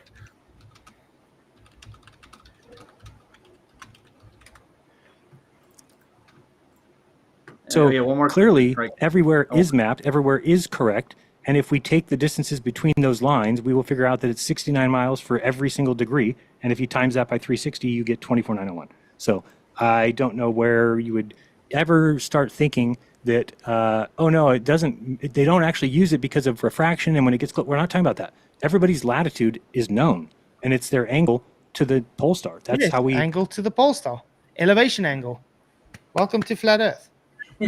Well, welcome back. Have you ever been here in the first place? Yeah, I think he has somewhat. I think he's doing this for the money, like I said. Of course, he thinks he knows it's flat. Yeah, but when you lose Polaris, you can't use those latitudes. You have to go off other stars.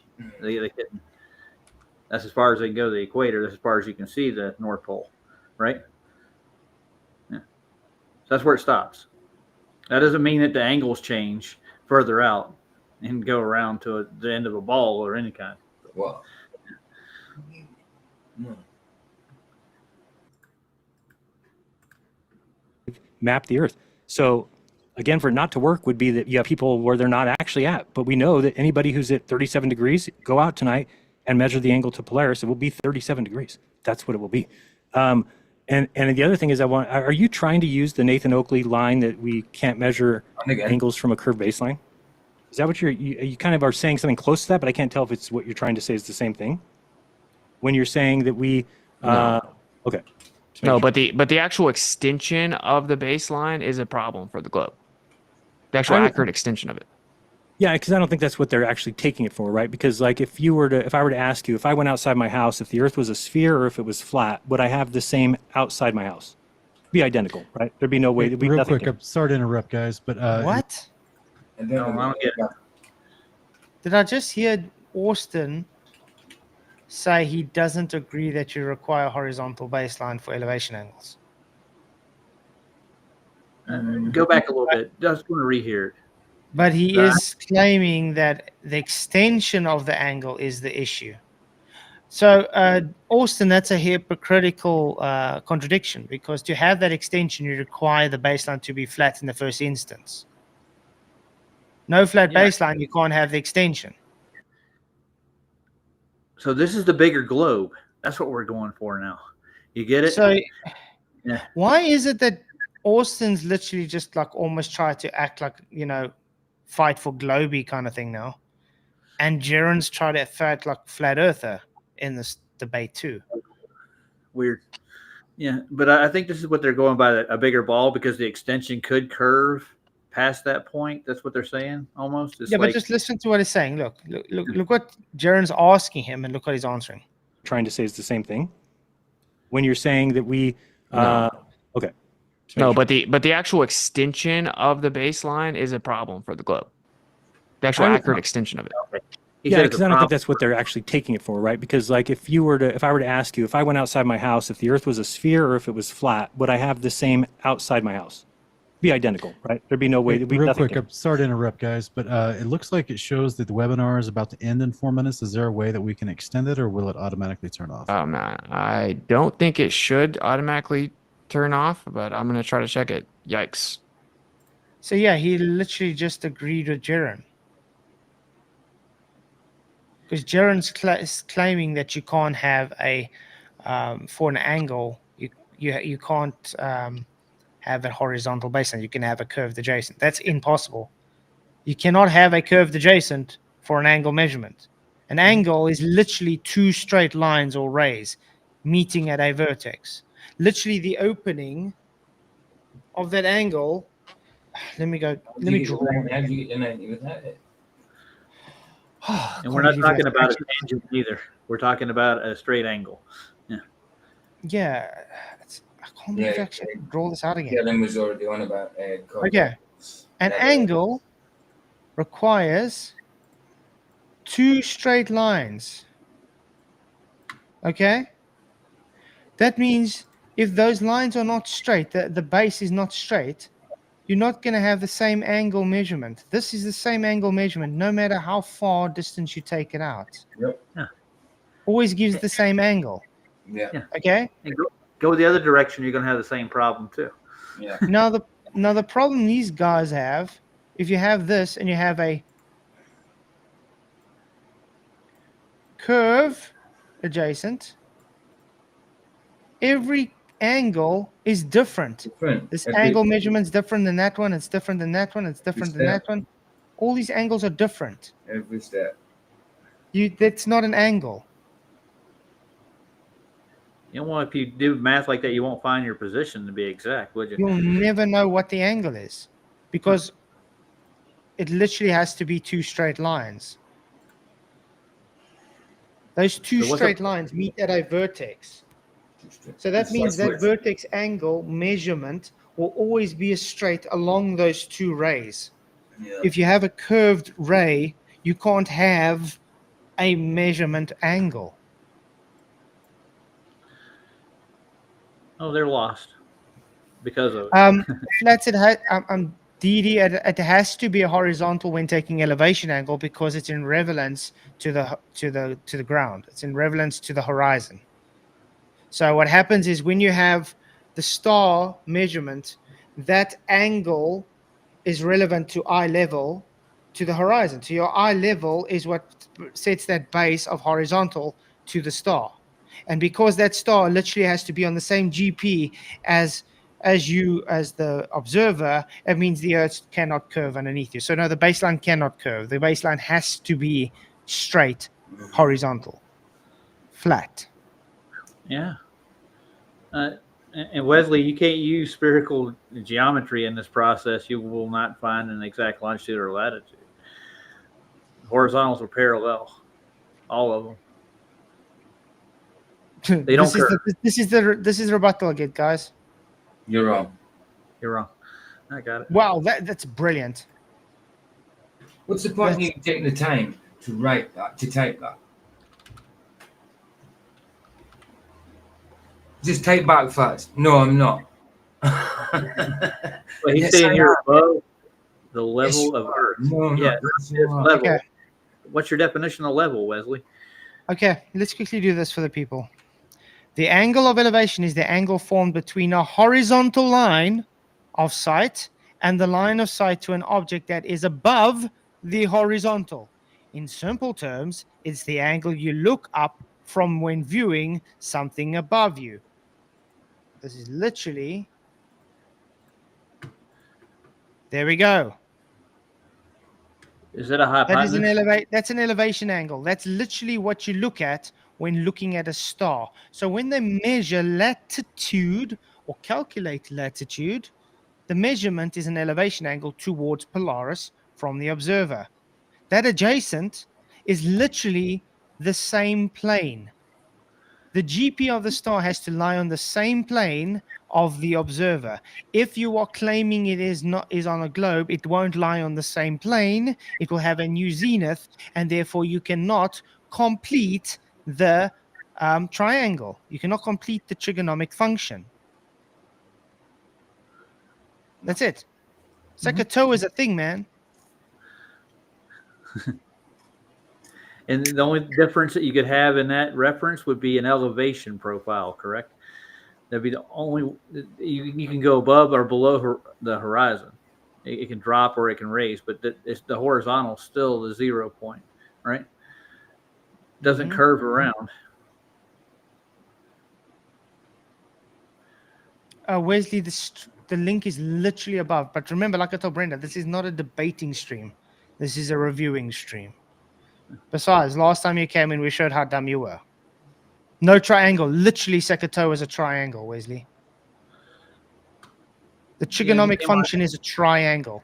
Don't try and do McToon's rubbish because you're going to be sadly embarrassed. Okay, let's carry on. If anyone else is in here and can help at the same time, that'd be great. I'm gonna go try to change it. Okay. Yeah. Oh my goodness, the pressure's on. We technically could start another one, but that would be really lame. Can I pee? 4 hours. Save. Oh. Did it change? Yeah. I think we're good. Okay. All right. Yeah. So, but if we went outside So my we got house, another minute on this, and we'll move on. Thank you. So if I Oh, what did I press now? I do that a lot. I have no idea.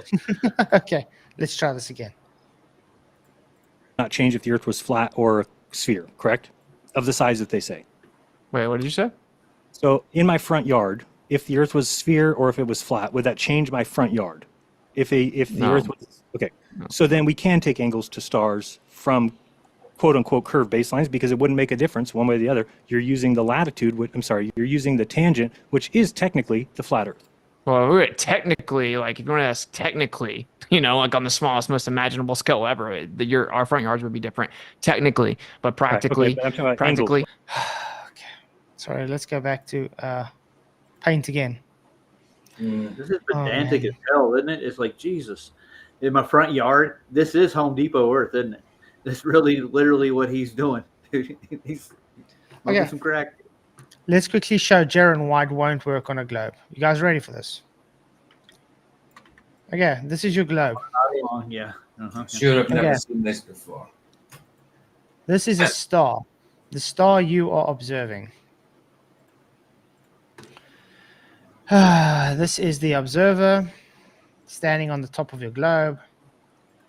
Hey, let's look out towards the star. Now, let's put out the tangent they want. Okay, you got your tangent out. Can anybody point to me where the zenith of the star is? Okay, we got the zenith of the observer here. Okay, correct? Where's the zenith of the star? In space, dude. In space. This way, correct? Yeah. Yeah. So the zenith of the star is not this way. No. What's that? Is that a triangle? Which you literally have to make a 90 degree, yeah? You have to measure. In other words, this would be, let's say, 90. This would be a measured 45. What does that mean? Oh, this is also a measured 45. Why? Because the internal sum of the triangle sits to 180. That's how you're going to work out how far you are away from the star. Now, let's do it this way. Now, let's say you don't have the 90. What angle is this, guys? Oh, you don't know. Sure. Got no You idea. understand? The problem is if you're standing here looking up, that is a 90 degrees. But this isn't a 90, No. to the observer. No. So in other words, it doesn't work. No.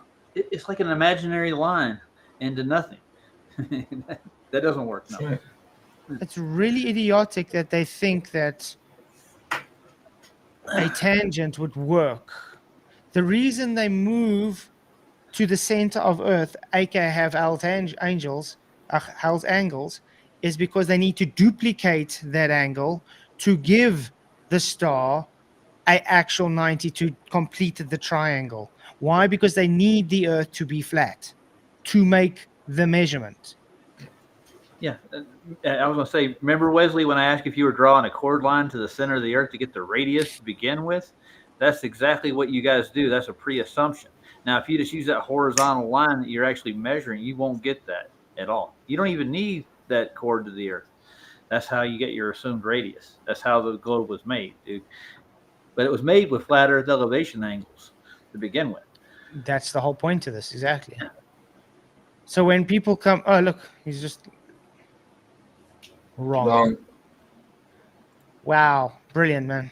Great rebuttal. Where are your fingers at, bro? We're taking an angle to Polaris. Technically, but like practically, no. But Right. the issue is that we utilize an extension of a horizontal baseline. And again, when we actually take these angles and they don't match, we have to make corrections. And what does the globe claim? The globe claims refraction, but do they actually account with refraction formulas? No, they don't take temperature and pressure and make the corrections. They actually take strictly height, strictly angles, and planar geometry to make the corrections. So those corrections are based on the almanac's updated versions, though, Austin. You just have to point that out. They do change it yearly because the positions of the stars change. Do you know that? Yeah. So in other words, they aren't exactly where it would have been before. So you have to make corrections to know exactly where the GP sits. That's why, let's say you measure a star at 38 degrees this year. Next year, measuring that same star at 38 degrees could mean you're in a different position. Yeah. That's why you have to correct to know where you actually are. The corrections are there to make it more accurate. If you don't take corrections, you can't make it accurate position. Well, they want to know what the elevation of the North Pole is. It's 420 feet above sea level, according to Wikipedia. So that doesn't change anything at all. Actually make it work. You have to make the Earth flat on top of acting like it's flat, on top of measuring like it's flat, and then you claim that's the proof it's a globe. Well, that's what you would do if the globe was the size that they say. You wouldn't start treating it like a sphere when we don't even notice that. You would treat it like it's flat. With a and they debunks himself again. Yeah, treat it like it's flat, but believe it's a globe, Jeran. The usual. Keep going. Yeah, there you go. I'm gonna treat my Chevy like it's a Ferrari. It might start going faster. Yeah. I'm just gonna believe it's a Ferrari. It might look like a Chevy, but it's actually a Ferrari, guys. See if you can get 180 out of it tomorrow. Eh? Yeah. So I should probably call up the Ferrari mechanic workshop and say, when are you guys going to service my car? And they say, okay, what model do you have? No, it's probably a Testarossa, and then I show up there with a Chevy Captiva. I think they're going to laugh at me. A little bit. Yeah. So Jeran, when Jeran says, well, we observe it flat, but we actually think it's a globe, you literally sound retarded. So if it was actually a sphere of that size, wouldn't we actually just treat it as a sphere of that size? Well, right. That's what I was thinking. It's like, well, that's the problem. We don't observe what they're saying the size of the spheroid Earth is.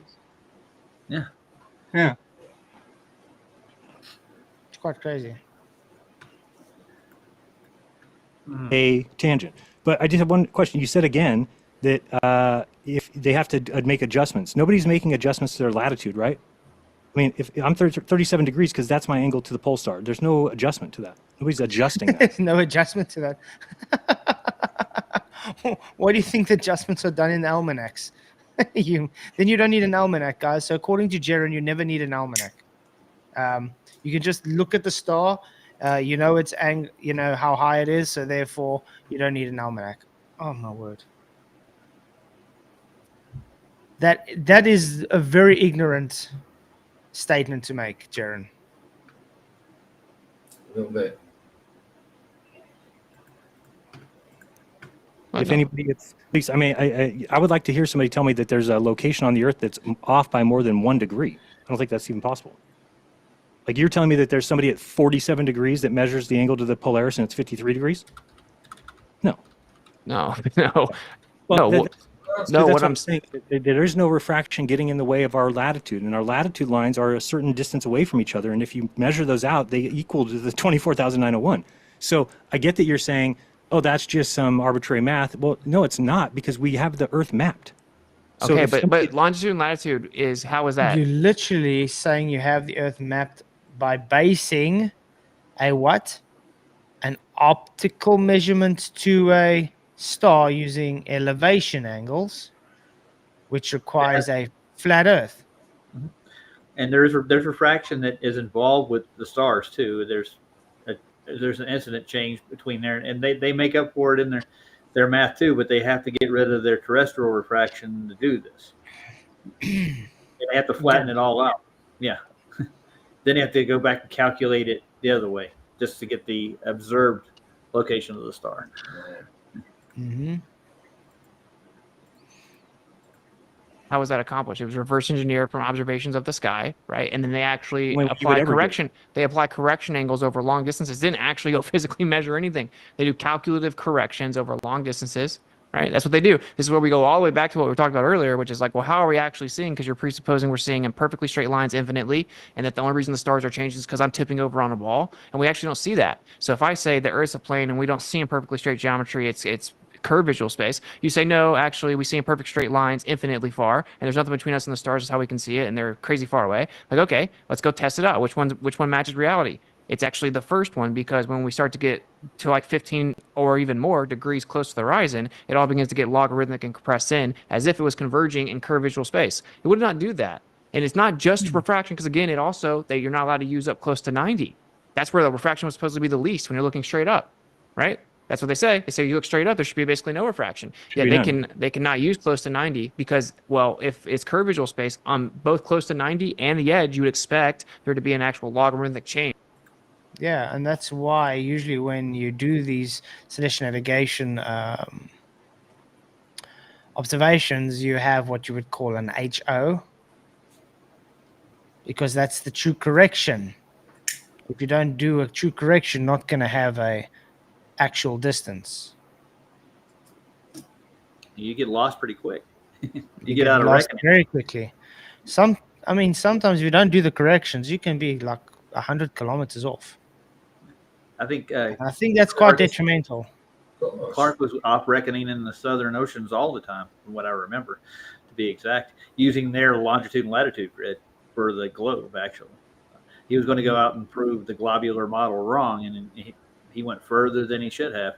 And he was way out of reckoning most of the time. I think it was 40 miles to 20 miles out of reckoning between longitude and latitude on the regular. So, yeah. Their system isn't perfect by any means.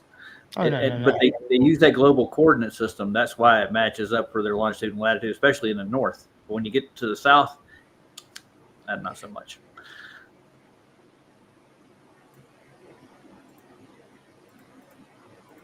Change. It wouldn't be a 1-to-1 linear ratio, and that's what we see in reality. And conveniently, they'll never tell you that. We have to go look at the actual manuals and find out, wait a minute, why did they tell me I can't use this? I thought it was super easy, 1 degree per 69 miles. It's not. This makes perfect sense. It's exactly what we expect if visual space is curved. So now we expect it off. It's real simple, like caveman math, let's use straight lines.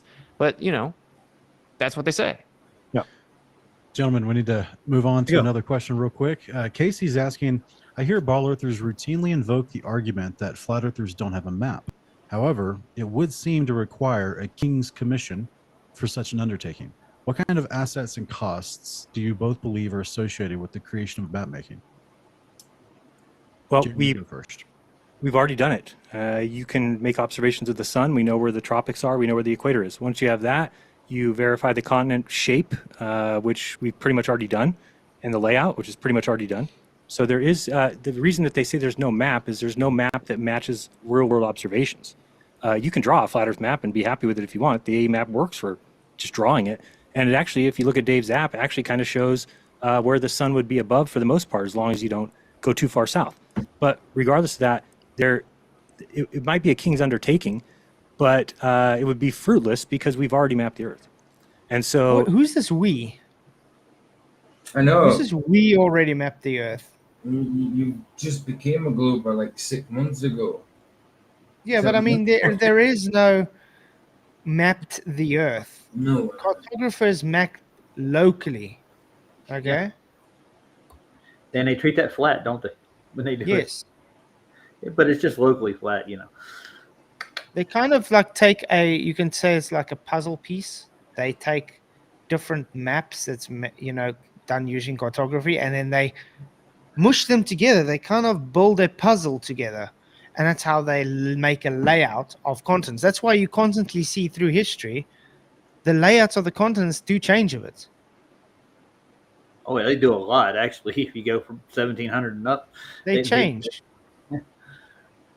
So, yeah. Sorry, Mr. Jeran.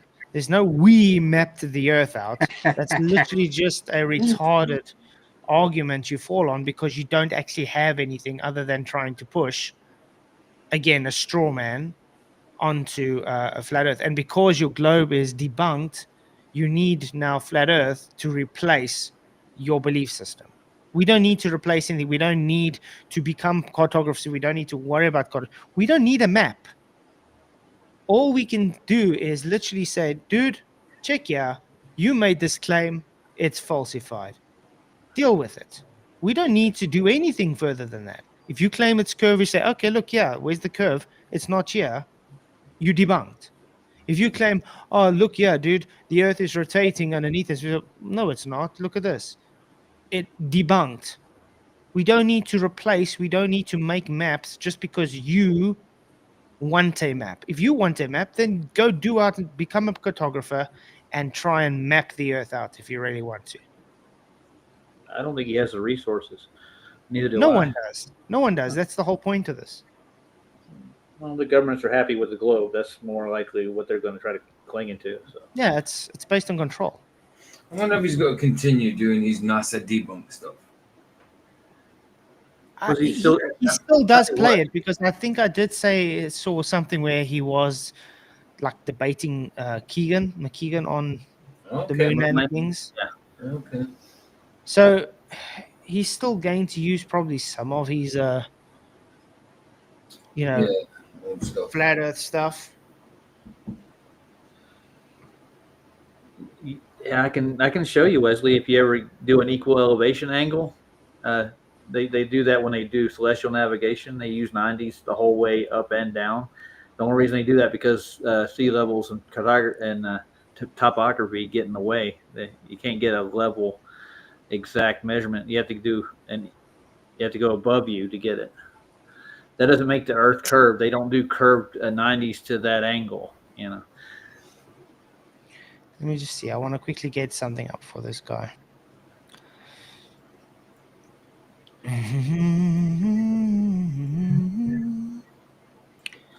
It's amazing that the same people always want to, say we're wrong and stuff in here.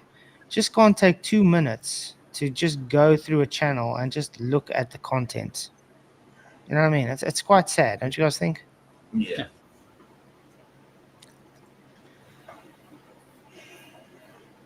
I think we're getting ready to show you, Wesley, if you just hang on a minute.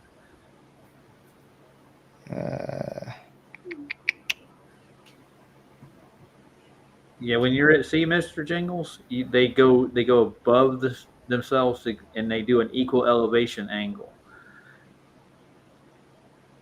That means all parts are equal level. Mm-hmm. You ever study celestial navigation, you could figure this out for yourself.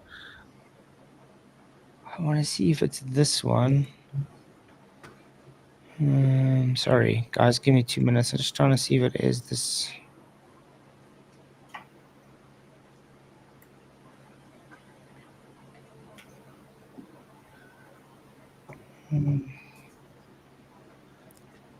This is one of them.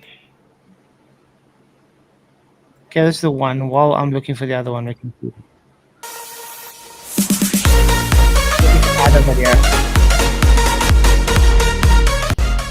That's a lovely, lovely claim, Mitchell, and I challenge you to find me a citation from anywhere that says that. If you do find me a citation that says everywhere inside of a circle of equal altitude is flat and level, I'll delete my channel. And I'll also delete Simon Dan's channel. Wait, what? They still got channel live.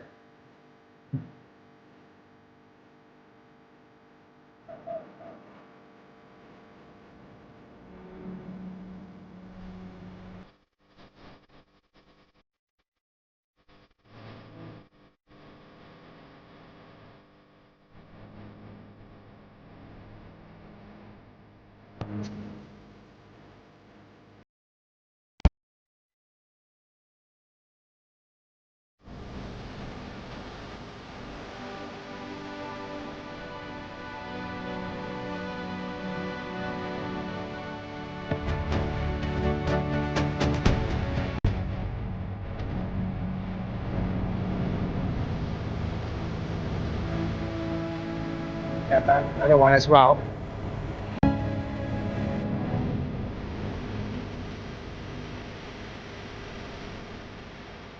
Yeah, that was just hold on, but yeah, I got another one. This is a short. I wonder if I can get. And by the way, that's the killer soundtrack. Classic. Why? It's my what's that music? Yeah. It's on my channel. I got copyrights to that music. Nice. So yeah. Okay. You take a sight of the sun. You are one corner of a large triangle. It's a right triangle. The difference being that the bottom of this one is not a straight line, but an arc. And it's not just any old arc. This particular arc is a great circle track between you and the point on the Earth that is directly under the sun. A point known by the name geographical position, but usually seen as an abbreviation GP. Now, as you probably know, great circle arcs can be measured in degrees, and it is a happy fact that in this bulgy bottomed triangle, the number of degrees in the arc defined by the bulge is equal to the number of degrees in the angle at its top, where the sun is, because this is a right triangle. The two acute angles add up to 90 degrees, Oopsie. and thus the top angle is equal to 90 degrees minus the angle at your corner. The angle you measure with your sextant. So taking a sextant shot of the sun and subtracting it from 90 degrees, this is hard, you can find out how far you are from the point on the Earth that is directly underneath the sun. Whenever you take a sight of the sun. Whoops.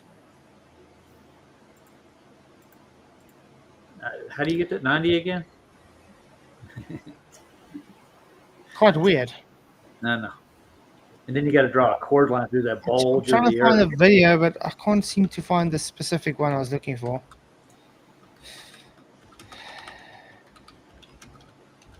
I wonder if I can still find one of my old citations.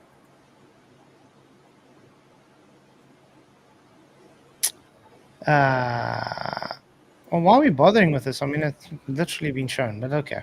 Let's carry on. Who let the Smurf in? You're not going to come out with anything. If it's flat, then you would come out with the AE map. I mean, there's no other way. It doesn't matter what you map out. You're not going to get continents into Africa is not going to be on the other side of South America. It doesn't work. It doesn't happen because the sun goes in the order that we know. So therefore, we know the layout of the Earth, and it has been tried on different shapes, and it only works on one. And that's will forever be that way. I've now realized that. There'll never be a way that you can match observations of the what we see with a flat world because the Earth's not flat. So it's unfortunate, by the way. Austin, would you like to address this one? What kind of assets and costs do you believe are associated with the creation of map making? That's something insane that's impossible to even fathom for one, like free exploration. And then, of course, in today's day and age, probably lots of money as well. But it's much more about the resources, the amount of people, and the amount of time that it would actually take to do it. It's not particularly realistic. Like, yeah, sure, we have some maps, but they're just maps. This is actually the problem is people, Jeran, really, you think that there has to be an accurate map of reality. And there will never be one. There will never be one. There's not even one of the globe. You think the globe is accurate, but you're No, correct. The globe, you're not gonna let you say that. wait. The globe is made from a coordinate system. The globe is made from a coordinate system. That's all that it is. You presuppose the actual sphere. Then you're going to look at the sky. You're going to reverse engineer the coordinate system. Then you're going to make the map based on that coordinate system. That's why you're going to always have distortion. It's just a projection, and you can move the center around, and then it changes. Am I Are you lagging? saying the globe? The globe has you just said that the globe is a projection, or is the globe an actual model of the Earth? The map's a projection. All the maps are projections. Yeah, it's quite simple. All the maps are projections. The globe isn't even used. They don't ever use a globe when they do any navigation.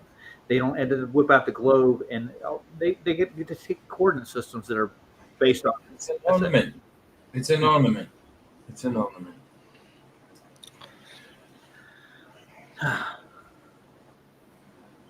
Austin, just say it, dude. Come on.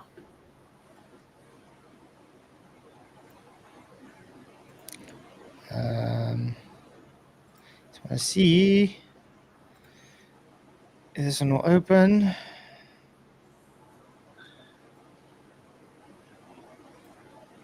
Oh, I have to become a member to read it. I used to be able to read the whole article. Oh well.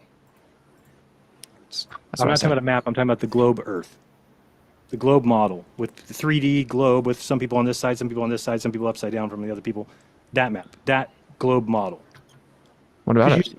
Well, because it's made from a coordinate system. Yeah, that's how you would make it. That's how would you make it? Do you not get the point though? It's not about how you would make anything. It's like we just make the coordinate system using the sky, reverse engineer it, and then we make the maps based on that.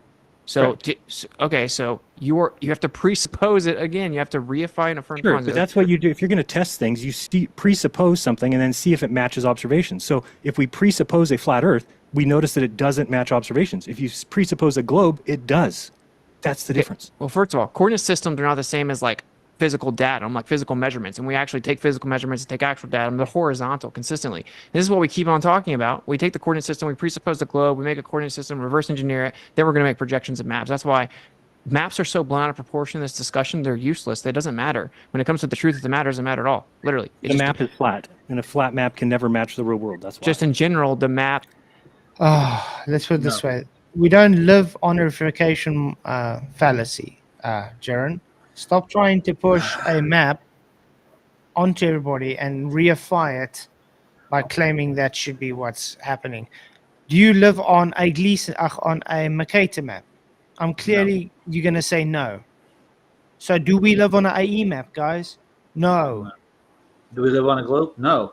And No. I can tell you this from personal experience. I actually, when I was younger in my teen years, I mapped out a 2,000-acre section in South Carolina. I did not wrap that around a ball. I actually drew maps of where creeks were. I got distances to them from where I was at. I knew where I was at all times. I had marks, landmarks where I was at, and none of it was ever curving anywhere at all. It was just a map. And if you do mapping in straight up cartography, you don't even take the globe in consideration. There's I don't get it. Yeah, anyways, yeah. People that map don't go, oh, I want to map a globe today. No. Okay, I want to quickly show you guys something. Can you guys see this? Yeah. Okay, I'm going to read this out quickly to you guys. The Sumner Line was a monumental advance in the art of navigation. It constitutes a method by which from an assumed latitude and a single sighting of a celestial body known at time a line can be charted on which the probable position lies. The Sumner Line is at a right angle from the observed body as shown by forging analysis and charting. In 1875, the French commander Marc Saint-Hilaire found that the altitude of a star represented a constant distance from the projection of the star's radius from the center of Earth. Hence, Hall's angles, guys. In this other words, the altitude observation is constant at any position on a circle drawn with the focus at which the altitude is 90 degrees. The Sumner Line is a tangent to the circle of equal latitudes, which is based from the center of Earth, guys. Just to let you guys know. Right. So that's where they develop their latitude lines. Exactly. Why don't they do it straight from the surface of the sphere? Oh, because it wouldn't work. It followed from St. Hilaire's insight that the sumner line must lie somewhere perpendicular to the line of bearing of the observed body at the distance which differed from the assumed location by amount proportional to the difference in the true observed elevation and the calculated elevation. This direct application is called St. Hilaire's line of position. The true position can be nearer or farther toward the bearing of the observed body than the assumed position. The correct direction can be found by assuming the exaggerated condition. Suppose the true distance was several hundred miles farther away. The star would appear lower. If closer, the star would appear higher. Thus, if the star actual elevation is lower than the elevation computed by the assumed position, move away from the star to find the true position. The amount of movement is equal to the difference of 60 nautical miles per degree. Suppose that Captain Sumner had used this method of St. Hilaire, estimated position 51 degrees, 35, blah, blah, blah, and then look at the almanac. And I kind of been saying that. Oh, wait, what are they using? Sakatoa. Yeah. Oh my. Is that a flat plane? Looks like it to me. Bearing to the star, in this case the sun and the person, with a secret circle of equal altitude. Mm. Is that on the same plane? It is. Oh my And word! he was Using trigonometry. Simple. Oh I don't know where my! that's 69 degrees. I don't know where that came from. Oh my! That's weird. Shouldn't be true if it wasn't flat.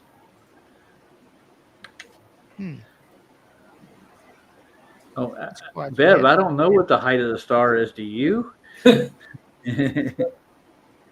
you measure it today? Trillions of miles away, of course. The fuck?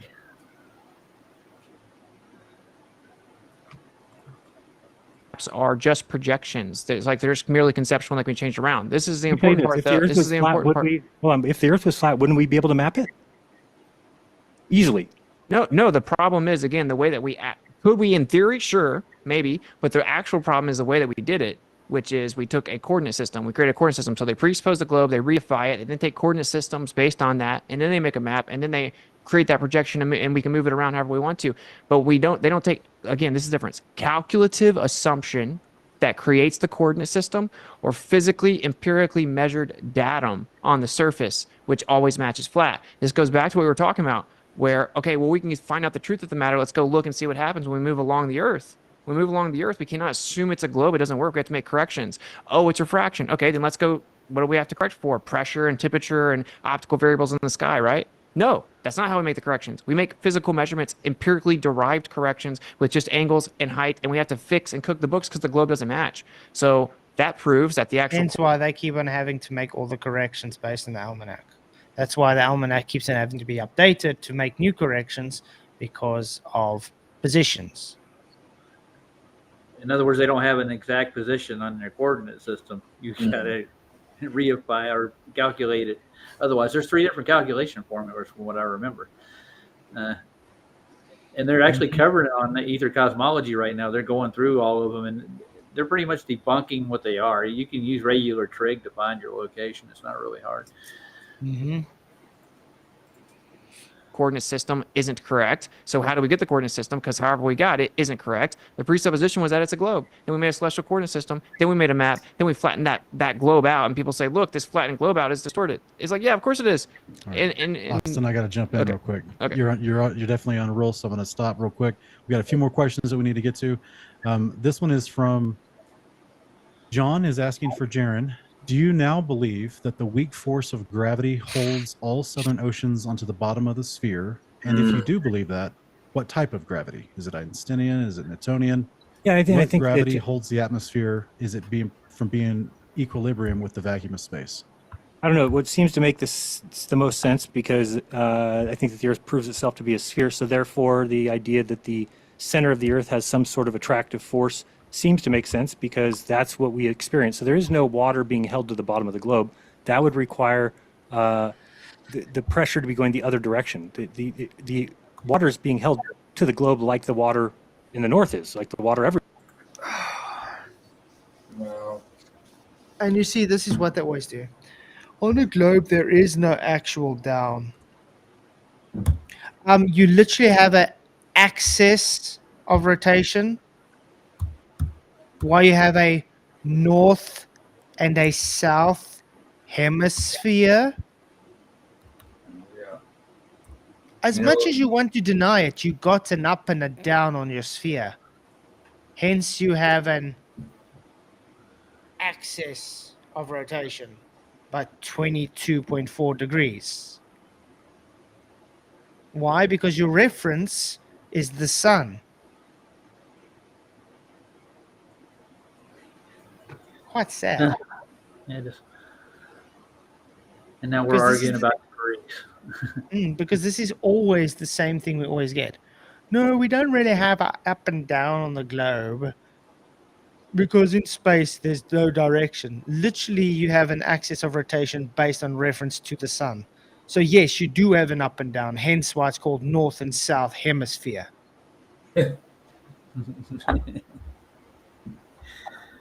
So yes, water is sticking to the bottom of your ball.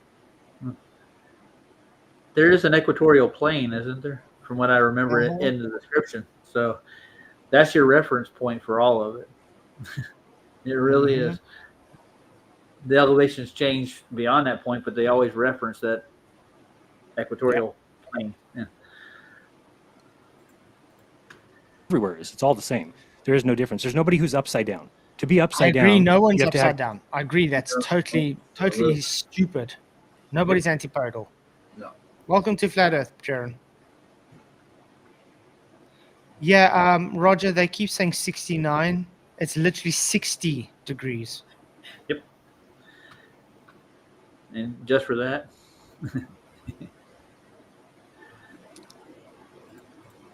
have your head where your feet should be.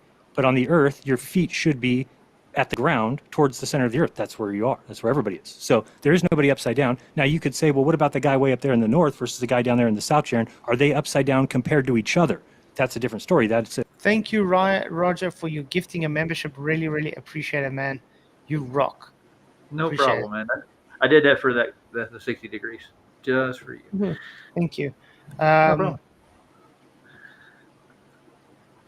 What did I just see here before? There was something here. I missed it. Anyway, but thank you for the... No problem. Oh, that's what I want to say. Jeran just kind of literally contradicting himself again. There is no up and down, but yeah, there is an up and down if you look at the person standing on the other side of the ball. That's a contradiction. Let's just go back so you can listen to it again. Listen to this, guys. Everywhere is. It's all the same. There is no difference. There's nobody who's upside down. To be upside down, you have to have your head where your feet should be. But on the earth, your feet should be at the ground towards the center of the earth. That's where you are. That's where everybody is. So there is nobody upside down. Now you could say, well, what about the guy way up there in the north versus the guy down there in the south, Jeran? Are they upside down compared to each other? That's a different story. That's a would be a yes. But And to the center of Earth. Because we're center of Earth. In between them, you moron. Okay, we literally have to go and draw this out again. Back to Mr. Sean Hawkins' favorite program. Okay, this is your globe, Jeran. This is your person standing in the north, and this is your person standing in the south. Okay, there we go. Now, you saying, okay, his feet is facing towards the center of Earth. Correct? Mm-hmm. Okay. His feet is also facing towards the center of Earth. Oh no, what do we see? What's the issue here? It's a big one. Maybe let's bring them both to the center of Earth. I think that might make it easier for these morons to understand. There's the one. He's in the center. Let's bring the other one now. Oh no, that's in reference to the center of Earth. That's right. Yeah. Well, there's a magical ball in the middle made out of iron, and it's magnetic, and we know it's there. It just has to be. We try to model it out with other things, and we have to add magnetism to it to make it work. How many more excuses have I seen? Yeah. There's no proof of any kind of gravitation or even magnetism that pulls you to the center of the Earth. No proof of a core. Anything like that. I mean, come on. You dug what, nearly 8 miles down. That's it. But you just can't get that far down, PJ. Anything else is just theory. Yeah. It is. Any scientific evidence of that molten iron core? Yeah, so. Not that I know. But the of. one that's past its Curie point. Oh yeah, the one that can't Yeah. magnetize anything anymore. Yeah. The one that keeps changing changing its direction of spin every 70 years Yeah, I for heard that. no Yeah. apparent reason. Just out of the blue. Just cause.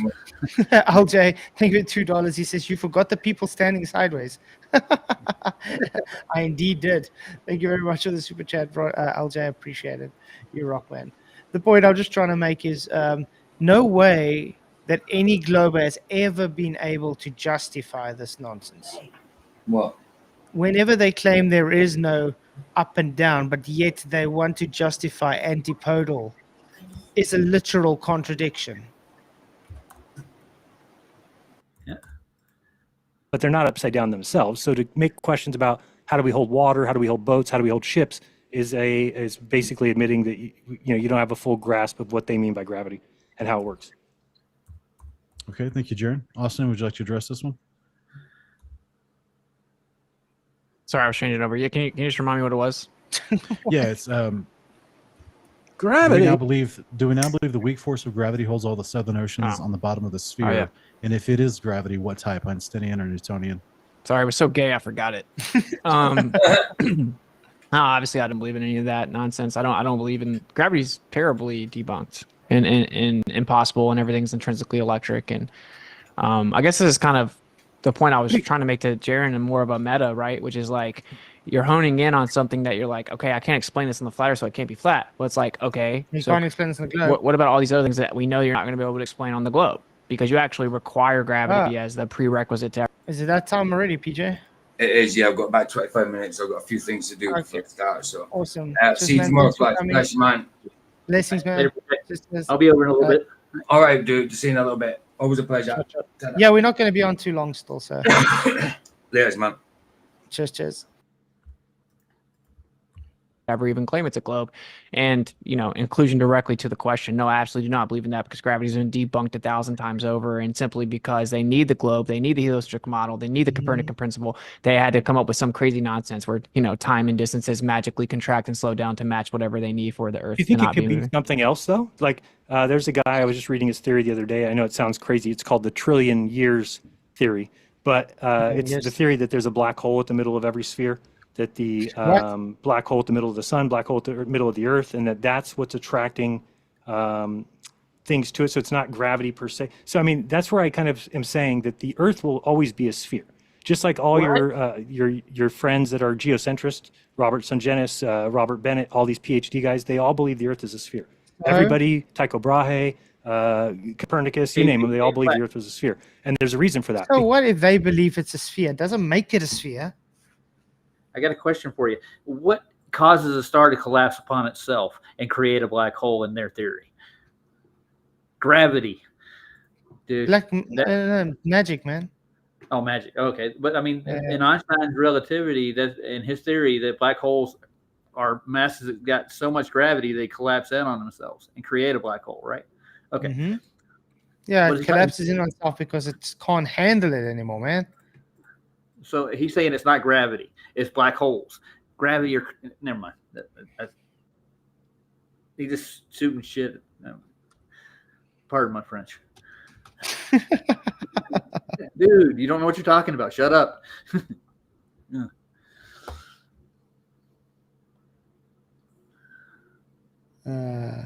Okay. because the Earth is a sphere. No, you're just now you boldly appealed to majority. Oh no, it's not appeal to majority. So you're saying that we have today a flat Earth theory that has no map, no model, no explanations, you can't even tell me what the Earth looks like. You can't even say, oh, it looks like this, because what you did. describing. You appealed to majority. Now you're shifting the burden.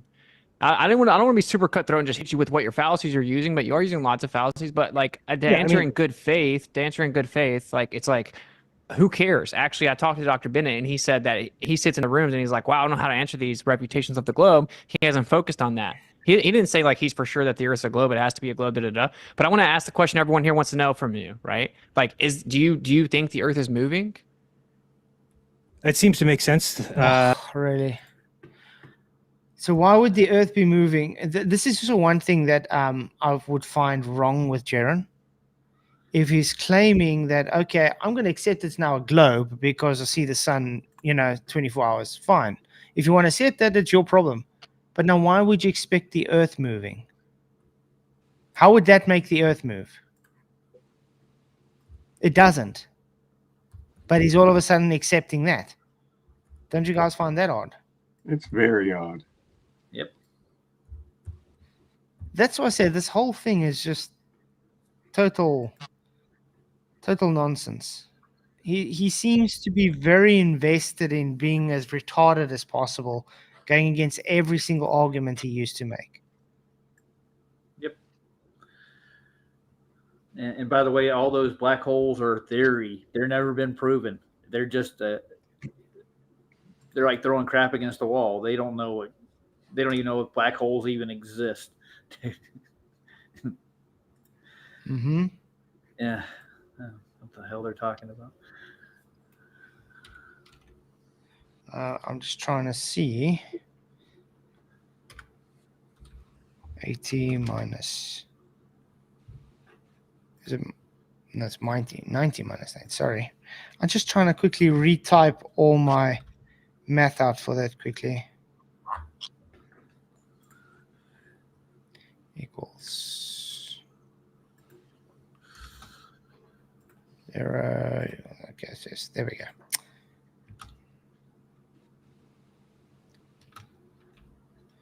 Ten times 60 equals. Oh, there we go. Play. Sorry. That's where you would get, easier observations. Otherwise, if you're geocentrist, then you have to move everything around the Earth at crazy speeds, faster than the speed of light. It seems kind of funny. Dude, so do you not see why people are like, what is going on right now? Like that what? That the evidence has shown that the Earth is not moving. We maybe will have another debate or something. Real quick, guys, let me jump in with this next question, which is exactly what you're talking about, okay? Roger's asking, why are the measurements of the ether ignored? The MMX, the Dayton Miller, Bob, and many others, along with Aries failure, which shows the Earth is not in motion. Okay, Jeran, would you like to go first? I mean, to me, it shows that the Earth is not in motion through any kind of an ether that they tried to test, at least the way they tested it. So again, to those things, that seems to me to be such a high level physics thing that's out of my wheelhouse. And it used to be important to me because I thought we were lied to about the shape of the Earth or where we lived. And I no longer think that's the case. Am I just listening to this right? Isn't Jeran the guy that was pushing ether? Yeah, it was. He definitely pushes it. And by the way, there's a link, Wesley, at the top of the page, dude. Swear to God. Yeah, he knows. Wesley just doesn't understand this. I'm just quickly putting some math in here. Sorry, I'm just quickly typing out my math, which I lost, remember? Mm-hmm. 10, 20, 30, 40, 42, 4. Yes. Okay, let's carry on. I think they could be wrong. Obviously, I think they're wrong about dark matter, dark energy.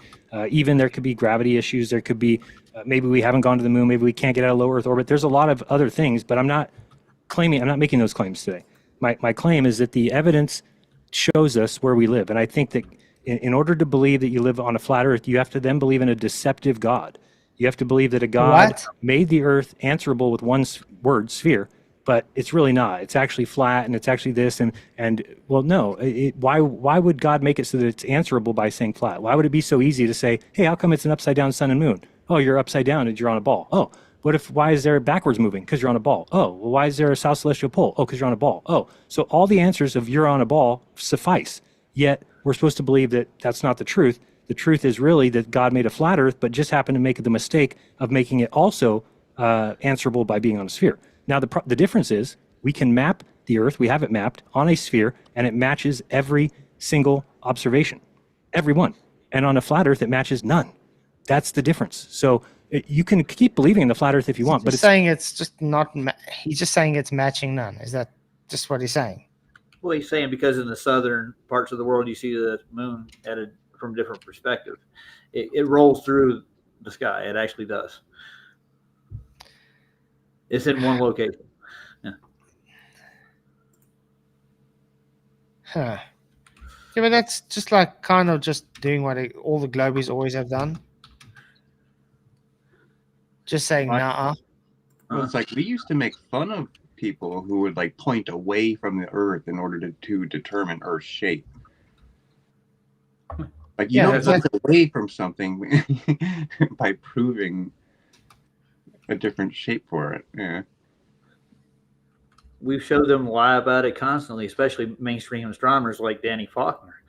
They'll ask what impossible eclipse, whatever it was. Yeah, he fudged his change the degrees of the moon so it would actually fit their model. They do that all the time.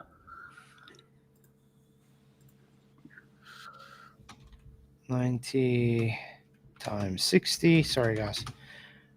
5,200. No, it's 5,400.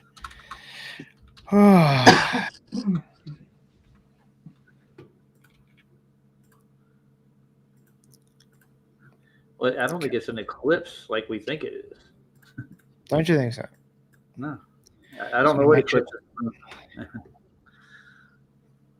I can't verify it myself. 67. Sorry, I'm just quickly making sure this is right. Platts, did we do a show on that here with Danny Faulkner's observations? Yeah, I think we did, yeah. So that would be the we. It'd be me, us on this panel. We showed this boy falsifying this crap. Yeah, that was us. So it's not the royal we. God, who's we? Okay. So this is the math I was talking about, and this is based on the 60 nautical miles. Now the globies always want to go to 69 nautical miles, but no, it's actually 60. Mm-hmm.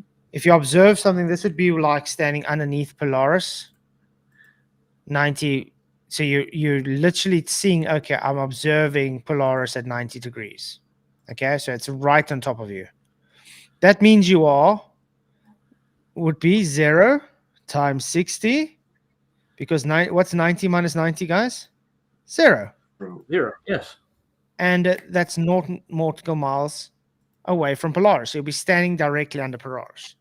Now, when you move to where you observe Polaris at 80 degrees, that's the co-altitude angle. I mean, that's the altitude angle elevation angle that you measure Polaris at, 80 degrees. And you take 90. The reason you start with 90 is because it's a right angle triangle. Okay? So you measure the 80, you minus the 90 from the 80, you get to 10. So that's the co-altitude angle. You times the co-altitude angle by 60 nautical miles, and that tells you you're 600 nautical miles away. So that means you are on 90, that's under Polaris. This is the 80th latitude, 70th, 60, 50, and so on. And that's how you get to where you're literally at the equator. Yeah. There we go. Okay.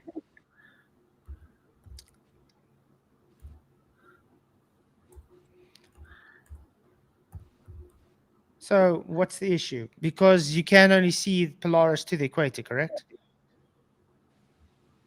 Last time I checked, the equator is as far as you can see Polaris.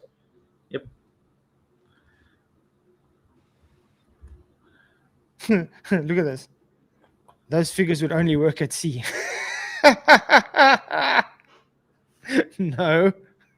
It's called the circle of equal altitude for a reason. It means anything around that circle. Let's do it this way.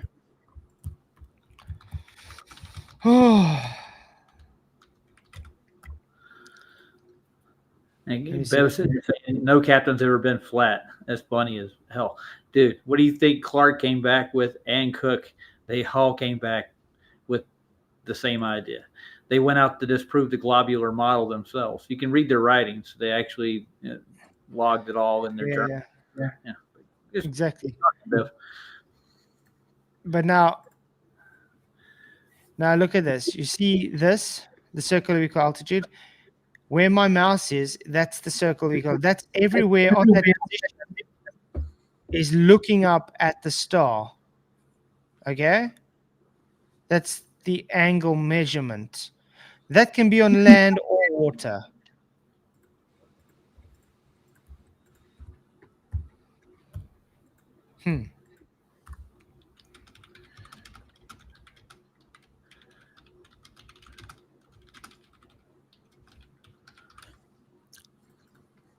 It's not going to come along. You're not going to, down the road, figure out that there's some answer, because look how long it's been. There's been no answer. There's a reason why Lady Blount in 1895 was saying, well, there is a southern sun, but we can't explain it. Well, now we're 150 years past that, and there hasn't even been an attempt, because people have realized what I realized. Oh, any flat map will be the AE map, and the AE map doesn't match reality. Therefore, we don't live on an AE map. The AE map wasn't created for what you want it to be.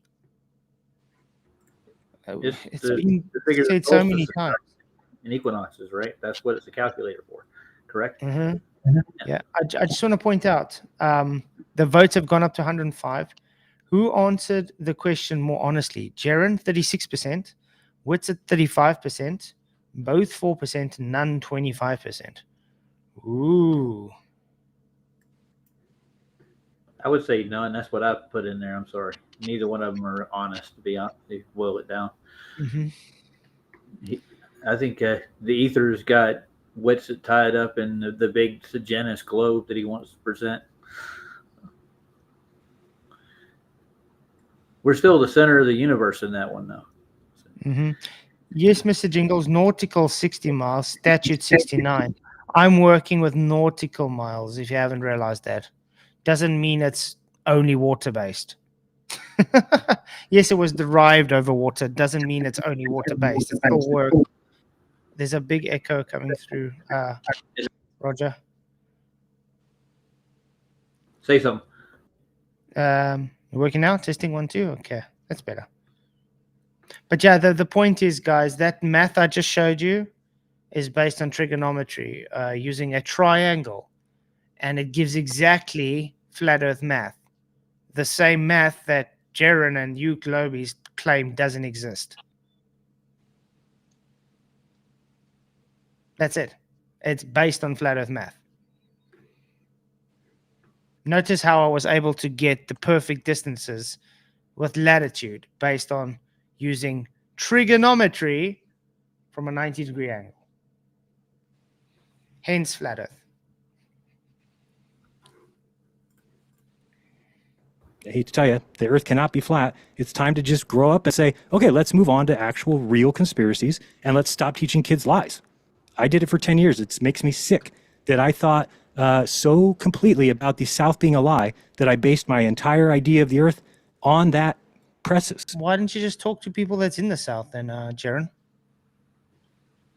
The South's not a lie. It's obviously a real place. It's just you kind of had a warped perception of the South, I would say. Why? Because you're a plant. You literally played flat earther, dude. So which way does the sun go down in your part of the woods, Flats? When it goes down, when it rises, which way does it go from you? Like when you, in the day, the sun goes across. Rises in the east and sets in the west. Yeah, that's good. Yeah, just like you guys in the north. It rises in the east and sets in the west. Last time I checked, correct? Yeah. Right. Yeah.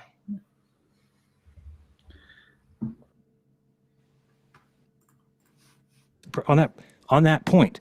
And when I went and found out that that's not the case, now everything else is a mess. So I see what Austin's saying, where you're like, what's going on? Now you believe that we're spinning. Now you believe. No, it's not a matter of that. It's the Earth is a ball. No, it's not. It shape is a sphere, and that can be realized by yourself. You can go out tonight or sunset, watch the sun. What is wrong with this guy? It's literally 5,400 nautical miles. He's got to stick to the radius, I guess. I don't know. What is it? Yeah. Dr. Bass actually said, how does that work? If you start at a center point and you do a circumference around that center point, doesn't it grow in distance the further you get away from it, from a center point? Yeah. I think these guys are getting confused between nautical miles and statute miles. So they're trying to say the distance is wrong because they're using statute miles. I'm doing the math based on nautical miles. Do you understand that? I don't get an answer. I don't see one. Sunset, call a friend in the south, have them watch the sunset go the other direction, and you know you're on a sphere, because there's no flat map that will ever account for that. But the sphere model is exactly that. How would the Earth be modeled Thank you, Jeran, perfectly? for your answer. Thank you. Thank you. Austin, did you want to address this one? Why is measurements of ether ignored? MMX, Dayton Miller, Bob, and many others, along with Aries failure. Yeah, of course. And like Jeran knows the answer to this. It's because it actually has philosophical implications that the Earth is in a special and unique position. If the Earth's in the center of everything, how did it get there? And that is the answer as a creator. It was placed there for some type of intelligent design. You can actually prove that with the first and second law of thermodynamics. Doesn't matter though. Like that's why it's so glaringly obvious if the Earth is in the center that it was placed there, that they run away from it. And they say this. And Jeran, again, you know that as well. Like they just straight up tell you. Wait, bro. I don't interrupt you, bro. Like they straight up tell you, right, why they do that. All geocentrists are globers. That doesn't matter. Like we're talking. Like the question is, this. Like now I have beef with you, intellectual beef though, right? But my point is that it's like, how all of a sudden are you going to flip on that? Oh, maybe it makes more sense. It'd have to go faster than the speed of light. No, actually, even in the theory of relativity, according to his own equations, that the actual stars can go faster than the speed of light based on the presence of the strength of the gravitational field and the immensity of masses. In relativity itself, it can actually go faster than the speed of light. Actually, doesn't have to because we have to presuppose this. Whitsitt, we know the guy just talks so fast that no one can really listen to what he's saying because he has to keep himself speaking so much. Yeah. Okay, Whitsitt. That's Whitsitt for you. Yeah. But why wasn't he this original Whitsitt in the actual debate in the beginning? Why is he waiting now that it's like finished? And he can always take up work as an auctioneer. Oh, yeah, for sure. Yeah. Mr. Jingles, why am I using nautical miles? Because that's the math used. Why can't I use nautical miles to make the point of the math?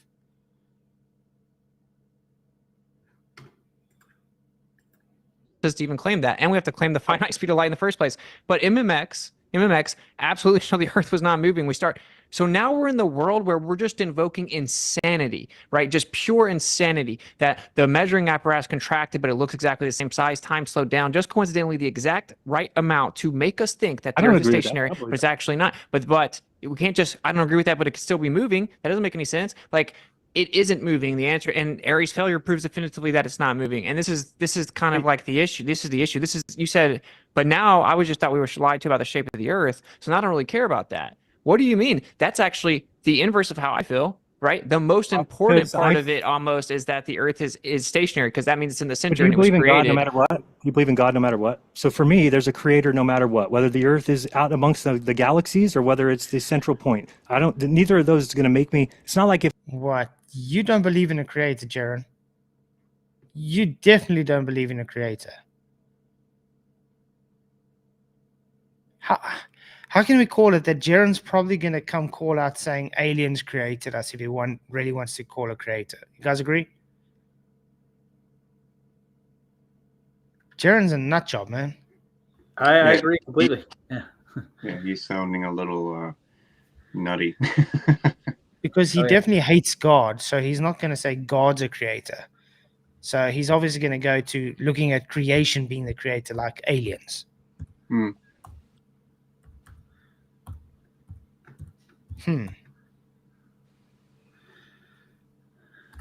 Anyway, guys, I think this is all we really need to see, because they're just going to moan about this for the last 5 minutes.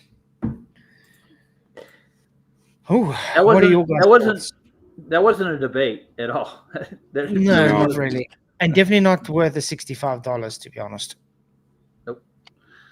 I'm going to end the poll here. Who answered the question more honestly? 36% say Jeran, 36% say Whitsitt. So they literally came even.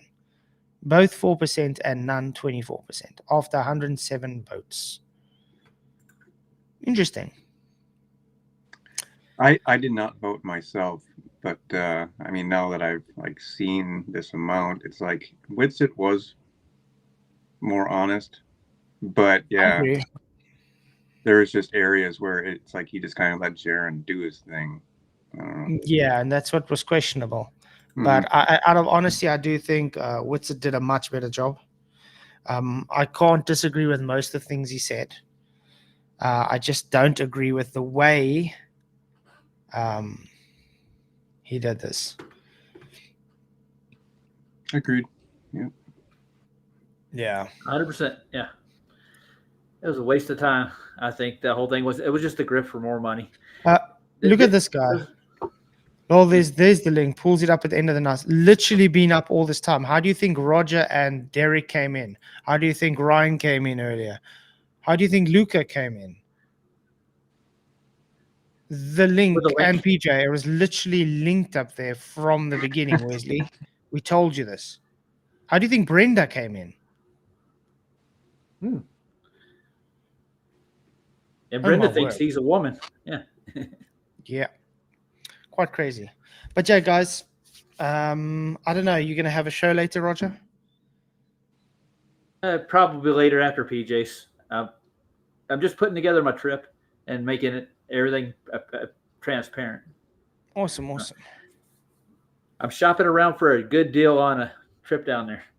Nice, I don't want nice. to spend people's money. Yeah. You want to do it as honest as possible. Yep. Exactly. And take care and God bless in the meantime, everyone. Well, thanks for coming, Derek. It's always good having you on, and always relaxing watching Bob Ross do his thing. I know, right? Oh, it's done. Yeah, I think Bob we'll Ross is probably a do a Zen master. celestial You guys are up for that? A celestial navigation stream tomorrow night. Sure. I think it's something we have to go through again because Globies seem to just not get it. So you guys, tomorrow night we're going to be doing celestial navigation. Hopefully you guys can all come. Make sure to catch PJ. He's live now. Roger's going to be live after him. And yeah, I'll see you guys all tomorrow night. Many blessings. May the pressure with you. And I appreciate everybody that sent super chats, who hit the likes. If you haven't already, do now, please. It really does help the show to grow. And thank you for all the new subscribers that have joined.